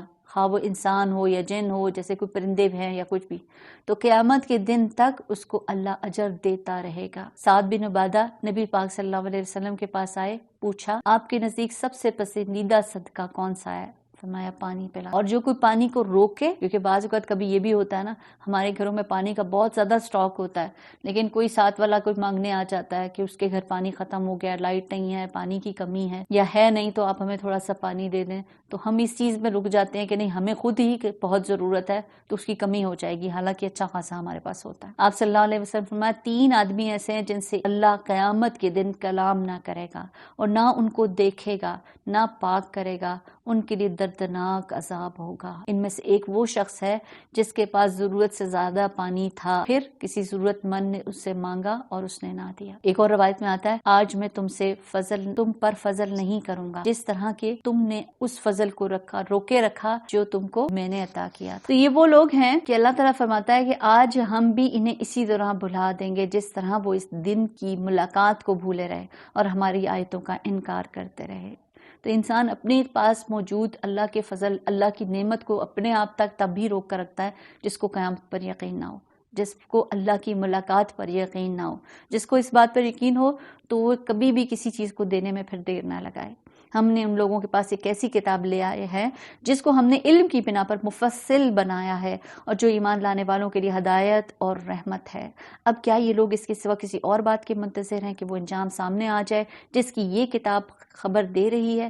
جس روز وہ انجام سامنے آ گیا تو وہی لوگ جنہوں نے اسے نظر انداز کر دیا تھا کہیں گے کہ واقعی ہمارے رب کے رسول حق لے کر آئے تھے، پھر کیا اب ہمیں کچھ سفارشی ملیں گے جو ہمارے حق میں سفارش کریں، یا ہمیں دوبارہ واپس ہی بھیج دیا جائے تاکہ جو کچھ ہم پہلے کرتے تھے اس کے بجائے دوسرے طریقوں پر کام کر کے دکھائیں۔ انہوں نے اپنے آپ کو خسارے میں ڈال دیا اور وہ سارے جھوٹ جو انہوں نے گھڑے تھے وہ سب ان سے گم ہو گئے۔ ان ربکم اللہ الذی خلق السماوات والارض فی 6 ایام ثم استوى علی العرش۔ در حقیقت تمہارا رب اللہ ہی ہے جس نے آسمانوں اور زمین کو 6 دنوں میں پیدا کیا، پھر اپنے تخت سلطنت پر جلوہ فرما ہوا، جو رات کو دن پر ڈھانپ لیتا ہے اور پھر دن رات کے پیچھے دوڑا چلا آتا ہے، جس نے سورج اور چاند اور تارے پیدا کیے، سب اس کی فرمان کے تابع ہیں۔ خبردار رہو اس کی خلق ہے اور اسی کا امر، بڑا بابرکت ہے اللہ، سارے جہانوں کا مالک اور پروردگار۔ ادعوا ربکم تضرعا وخفیہ انہ لا يحب المعتدین۔ اپنے رب کو پکارو گڑ گڑاتے ہوئے اور چپکے چپکے، یقیناً وہ حد سے گزرنے والوں کو پسند نہیں کرتا۔ تو دعا کے کچھ آداب کہ وہ طریقے اختیار کیے جائیں کہ جو اللہ تعالیٰ قبول کر لے، جو اللہ کو پسند آئے، اور اس میں کیا ہے؟ تضرع کرنا، اللہ کے سامنے ذلت اور عاجزی اختیار کرنا، اپنے گناہوں کا اقرار کرتے ہوئے دعائیں مانگنا، اور خفیہ چھپ چھپ کر رونا، چھپ چھپ کر دعائیں کرنا، کیونکہ ریاکاری کرنے والوں کو اللہ کی ربوبیت کا یقین نہیں ہوتا دراصل۔ تو منافقین تو کیا کرتے ہیں؟ دھوکہ دے رہے ہیں کہ لوگوں کے سامنے روتے ہیں، یقین دلاتے ہیں ہم بہت نیک ہیں، حالانکہ اکیلے میں وہ کبھی ایسے اس طرح اللہ سے گڑ گڑا کر دعائیں نہیں مانگتے۔ پھر اللہ کی خشیت کیسی ہونی چاہیے کہ انسان کے اندر ڈر 3 طرح کے ہوتے ہیں، یاد رکھیے۔ ایک وہ ہوتا ہے جو تھوڑی دیر کے لیے آیا لیکن نہ ظاہر پر اثر ہوا نہ باطن پر، کوئی درس سنا تو آنکھوں سے تھوڑے آنسو بھی بہہ گئے اور بس اس کا وہیں تک کیا۔ ایک وہ ہوتا ہے جو بہت طاقتور ہوتا ہے، یعنی وہ خوف جو انسان کو بیدار کر دے، اور ایک وہ ہوتا ہے کہ حد سے زیادہ خوف کے انسان کو مایوسی کی طرف لے جائے۔ تو ہمیں کس خوف کی ضرورت ہے؟ ایسا خوف جو ہمیں بیدار کرے، ہمیں جگا دے، ہمارے اندر شعور کی کیفیت لائے، ہمیں موٹیویٹ کرے کہ آگے بڑھنا ہے، ہمیں کچھ کرنا۔ وَلَا تُفْسِدُوا فِي الْأَرْضِ بَعْدَ إِصْلَاحِهَا وَادْعُوهُ خَوْفًا وَطَمَعًا، زمین پر فساد برپا نہ کرو جبکہ اس کی اصلاح ہو چکی، اور خدا ہی کو پکارو خوف کے ساتھ اور طمع کے ساتھ، امید کے ساتھ۔ یقیناً اللہ کی رحمت نیک کردار لوگوں کے قریب ہے۔ وہ اللہ ہی ہے جو ہواؤں کو اپنی رحمت کے آگے آگے خوشخبری لیے ہوئے بھیجتا ہے، پھر جب وہ پانی سے لدے ہوئے بادل اٹھاتی ہے تو انہیں کسی مردہ سرزمین کی طرح حرکت دیتا ہے، اور وہاں می برسا کر اس مری ہوئی زمین سے طرح طرح کے پھل نکال لاتا ہے۔ دیکھو اسی طرح ہم مردوں کو حالت موت سے نکالتے ہیں، شاید کہ تم اس طرح مشاہدے سے سبق لو۔ تو انسان بھی زمین کی طرح ہے، وہی پڑھتی ہے، قرآن پڑھتے ہیں تو کچھ خوب عمل کرتے ہیں، کچھ ناقص رہ جاتے ہیں۔ اچھے انسان سے بڑے پیمانے پر خیر پھوٹتی ہے، جس کے اندر شر ہوتا ہے وہ چھوٹی سی خیر کرتے ہیں تو اس پر بھی پھر ان کا جو شر ہے وہ چھپا ہوا ہوتا ہے۔ تو پھر یہ ہمارے لیے سبق ہے کہ جو زمین اچھی ہوتی ہے وہ اپنے رب کے حکم سے خوب پھل پھول لاتی ہے، اور جو زمین خراب ہوتی ہے اس سے ناقص پیداوار کے سوا کچھ نہیں نکلتا۔ تو اللہ تعالیٰ ہمیں ایسی سرخیز زمین بنا دے کہ جہاں پر اللہ کے کلام کی وجہ سے خیر ہی خیر ہو، ہمارے سے سب کو خیر پہنچنے والی ہو۔ اسی طرح ہم نشانیوں کو بار بار پیش کرتے ہیں ان لوگوں کے لیے جو شکر گزار ہونے والے ہیں۔ لَقَدْ أَرْسَلْنَا نُوحًا إِلَىٰ قَوْمِهِ فَقَالَ يَا قَوْمِ اعْبُدُوا اللَّهَ مَا لَكُم مِّنْ إِلَٰهٍ غَيْرُهُ، آیت نمبر 59 سورۃ الأعراف۔ ہم نے نوح علیہ السلام کو اس کی قوم کی طرف بھیجا۔ ہر نبی یاد رکھیے اپنی قوم کی طرف آیا، اس نے کہا برادران قوم اللہ کی بندگی کرو، اس کے سوا تمہارا کوئی خدا نہیں، میں تمہارے حق میں ایک ہولناک دن کے عذاب سے ڈرتا ہوں۔ اس کی قوم کے سرداروں نے جواب دیا، ہم کو تو یہ نظر آتا ہے کہ یہ سری گمراہی میں مبتلا ہے۔ شرک دماغوں کو معاف کر دیتا نا، کہ پھر وہ اس کو دوسرے لوگ بھٹکے ہوئے نظر آتے ہیں۔ نوح علیہ السلام نے کہا، اے برادران قوم، میں کسی گمراہی میں نہیں پڑا ہوا، بلکہ میں رب العالمین کا رسول ہوں، تمہیں اپنے رب کے پیغامات پہنچاتا ہوں، تمہارا خیر خواہ ہوں، اور مجھے اللہ کی طرف سے جو کچھ بھی معلوم ہے جو تمہیں معلوم نہیں ہے۔ تو ایک دائی کے اندر یہ دو صفات کہ دل میں لوگوں کے لیے خیر خواہی، اور دوسرا اس کو وہ معلوم ہو جو کچھ اللہ نے اس کو دیا، یعنی اس کے پاس علم ہو۔ کیا ہے کہ اس کی کوئی بھی تنقید کیا جا رہا ہے اس کے باوجود وہ اس کے لیے خیر خواہ ہے، اور دوسرا جو وہ بتا رہا ہے اس کے بارے میں اس کے پاس جو علم ہے وہ درست ہو، دلیل کے اوپر ہو۔ کیا تمہیں اس بات پر تعجب ہے کہ تمہارے پاس خود تمہاری اپنی قوم کے لوگ کہ ایک آدمی کے ذریعے سے تمہارے رب کی یاد دہانی آئی تاکہ تمہیں خبردار کرے اور تم کا غلط روی سے بچ جاؤ اور تم پر رحم کیا جائے؟ مگر انہوں نے اس کو جھٹلا دیا۔ آخرکار ہم نے اسے اور اس کے ساتھیوں کو ایک کشتی میں نجات دی اور لوگوں کو ڈبو دیا جنہوں نے ہماری آیات کو جھٹلایا تھا۔ یقیناً وہ اندھے لوگ ہیں۔ اور عاد کی طرف ہم نے ان کے بھائی ہود کو بھیجا، اس نے کہا، اے برادران قوم، اللہ کی بندگی کرو، اس کے سوا تمہارا کوئی خدا نہیں، پھر کیا تم غلط روی سے پرہیز نہ کرو گے؟ اس کی قوم کے سرداروں نے ان کی بات ماننے سے انکار کر دیا، اور جواب میں کیا کہا، ہم تو تمہیں بے عقلی میں سے مبتلا سمجھتے ہیں، ہمیں گمان ہے کہ تم جھوٹے ہو۔ استغفر اللہ۔ اللہ نے اپنی مخلوق میں سے بہترین لوگوں کو، جو اللہ کی نگاہ میں اتنے اچھے لوگوں کی نگاہ میں اتنے حقیر ہوں گے کہ وہ اللہ کا پیغام ان کو پہنچا رہے ہیں، تو دائی کو حوصلہ دیا جا رہا ہے جب نبیوں کو کہا گیا تو پھر ان کو بھی ایسی باتیں سننا پڑ سکتی ہیں۔ اس نے کہا، اے برادران قوم، میں بے عقلی میں مبتلا نہیں ہوں، میں بے وقوف نہیں ہوں، بلکہ میں رب العالمین کا رسول ہوں، تم کو اپنے رب کے پیغام پہنچاتا ہوں، تمہارا ایسا خیر خواہ ہوں جس پر بھروسہ کیا جا سکتا ہے۔ کیا تم اس بات پر تعجب ہوا کہ تمہارے پاس خود تمہاری اپنی قوم کے ایک آدمی کے ذریعے سے تمہارے رب کی یاد دہانی آئی تاکہ وہ تمہیں خبردار کرے؟ بھول نہ جاؤ کہ تمہارے رب نے نوح کی قوم کے بعد تم کو اس کا جانشین بنایا، تمہیں خوب تنومند کیا، بس اللہ کی قدرت کی کرشموں کو یاد کرو، امید ہے کہ فلاح پاؤ۔ انہوں نے جواب دیا، کیا تو ہمارے پاس اس لیے آیا کہ ہم اکیلے اللہ ہی کی عبادت کریں اور انہیں چھوڑ دیں جن کی عبادت ہمارے باپ دادا کرتے آئے ہیں؟ اچھا، تو لے آؤ وہ عذاب جس کی تم ہمیں دھمکی دیتے اگر تم سچے ہو۔ اس نے کہا تمہارے رب کی پھٹکار تم پر پڑ گئی اور اس کا غضب ٹوٹ پڑا، کیا تم مجھ سے ان ناموں پر جھگڑتے ہو جو تم نے اور تمہارے باپ دادا نے رکھے، جن کے لیے اللہ نے کوئی سنت نازل نہیں کی؟ آج تو تم بھی انتظار کر، وہ بھی تمہارے ساتھ انتظار کر، میں بھی تمہارے ساتھ انتظار کر۔ تو کوئی دلیل ان کے پاس نہیں ہے سوائے یہ کہ باپ دادا کی تکلیف۔ تو آج مسلمانوں نے بھی اللہ کے نیک بندوں کو اپنا حاجت رواز بنا دیا، اپنا مشکل کشا بنا دیا، انہی سے ہی اپنی حاجتیں طلب کرتے ہیں۔ تو یہاں ماں باپ یا باپ دادا کو جو تقلید کا نمونہ بنا لیا ہے، تو دنیا کے معاملے میں تو ہم بہت ایڈوانس ہو گئے ہیں، نئے نئے تجربات کرتے ہیں، دین کے معاملے میں ہم فرسودہ رسمیں اور پرانے طریقوں کو اپنانا چاہتے ہیں۔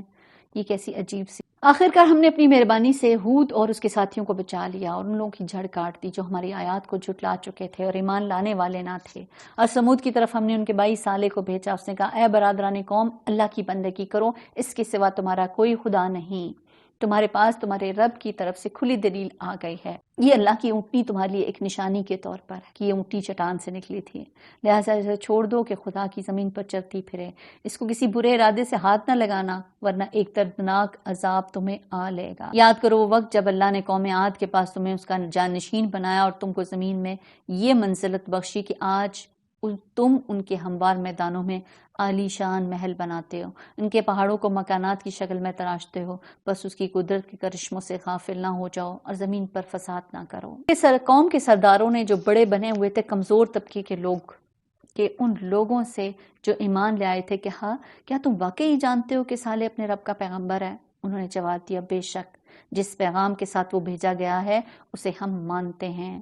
اس بڑائی کے مدعیوں نے کہا جس چیز کو تم نے مانا ہے ہم اس کے منکر ہیں۔ پھر انہوں نے اس اونٹنی کو مار ڈالا اور پوری سرکشی کے ساتھ اپنے رب کے حکم کی خلاف ورزی کر گزرے۔ صالح سے کہہ دیا کہ لے آؤ وہ عذاب جس کی تم ہمیں دھمکی دیتے ہو، اگر تم واقعی پیغمبروں میں سے ہو۔ آخرکار ایک دہلا دینے والی آفت نے انہیں آ لیا اور اپنے گھروں میں اوندے پڑے کے پڑے رہ گئے۔ اور صالح یہ کہتا ہوا ان کی بستیوں سے نکل گیا، اے میری قوم، میں نے اپنے رب کا پیغام تمہیں پہنچا دیا اور میں نے تیری بہت خیر خواہی کی، مگر میں کیا کروں کہ تجھے اپنے خیر خواہ پسند ہی نہیں ہیں۔ وَلُوطًا إِذْ قَالَ لِقَوْمِهِ أَتَأْتُونَ الْفَاحِشَةَ مَا سَبَقَكُمْ بِهَا مِنْ أَحَدٍ مِنَ الْعَالَمِينَ۔ اور لوط کو ہم نے پیغمبر بنا کر بھیجا۔ پھر یاد کرو جب اس نے اپنی قوم سے کہا کیا تم ایسے بے حیا ہو گئے ہو کہ وہ فحش کام کرتے ہو جو تم سے پہلے دنیا میں کسی نے نہیں کیے؟ تم عورتوں کو چھوڑ کر مردوں سے اپنی خواہش پوری کرتے ہو، حقیقت یہ ہے کہ تم بالکل ہی حد سے گزر جانے والے ہو۔ مگر اس کی قوم کا جواب اس کے سوا کچھ نہ تھا، نکالو ان لوگوں کو اپنی بستیوں سے، بڑے پاک باز بنتے ہیں۔ آخرکار ہم نے لوط اور اس کے گھر والوں کو بجز اس کی بیوی کے جو پیچھے رہ جانے والی تھی بچا کر نکال لیا اور اس قوم پر برسائی ایک بارش۔ پھر دیکھو کہ ان مجرموں کا کیا ہوا۔ بیوی کیوں پیچھے رہ گئی؟ کیونکہ اس کی ہمدردیاں اس بری قوم کے ساتھ تھیں۔ تو جو جس کے ساتھ محبت کرتا ہے اسی کے ساتھ ہی اس کا انجام بھی ہوتا ہے، اور آخرت میں بھی انسان اسی کے ساتھ ہوگا جس کی دنیا میں اس سے محبت کی اور جس کے ساتھ وہ چلا۔ إِلَى مَدْيَنَ أَخَاهُمْ شُعَيْبًا، اور مدین والوں کی طرف ہم نے ان کے بھائی شعیب کو بھیجا۔ اس نے کہا اے برادران قوم، اللہ کی بندگی کرو، اس کے سوا تمہارا کوئی خدا نہیں۔ تمہارے پاس تمہارے رب کی صاف رہنمائی آ گئی ہے، لہٰذا وزن اور پیمانے پورے کرو، کیونکہ ان کی چیزوں میں گھاٹا نہ دو، لوگوں کو ان کی چیزوں میں گھاٹا نہ دو، اور زمین میں فساد برپا نہ کرو جبکہ ان کی اصلاح ہو چکی ہے، اسی میں تمہاری بھلائی ہے اگر تم واقعی مومن ہو۔ زندگی کے ہر راستے پہ راہزن بن کر نہ بیٹھ جاؤ کہ لوگوں کو خوف زدہ کرنے اور ایمان لانے والوں کو خدا کے راستے سے روکنے لگو اور سیدھی راہ کو ٹیڑھا کرنے کے درپے ہو جاؤ۔ یاد کرو وہ زمانہ کہ جب تم تھوڑے تھے پھر اللہ نے تمہیں بہت کر دیا، اور آنکھیں کھول کر دیکھو کہ دنیا میں مفسدوں کا کیا انجام ہوا۔ اگر تم میں سے ایک گروہ اس تعلیم پر جس کے ساتھ میں بھیجا گیا ہوں ایمان لاتا ہے اور دوسرا ایمان نہیں لاتا تو صبر کے ساتھ دیکھتے رہو یہاں تک کہ اللہ ہمارے درمیان فیصلہ کر دے، اور وہی سب سے بہتر فیصلہ کرنے والا ہے۔ سبحانک اللہم و بحمدک، نشہد ان لا الہ الا انت، نستغفرک استغفرک استغفرک ونتوب الیک۔ اللہم صلی علی محمد سبحان ربك رب العزة عما يصفون وسلام على المرسلين والحمد لله رب العالمين. الہی آمین. السلام علیکم ورحمۃ اللہ وبرکاتہ.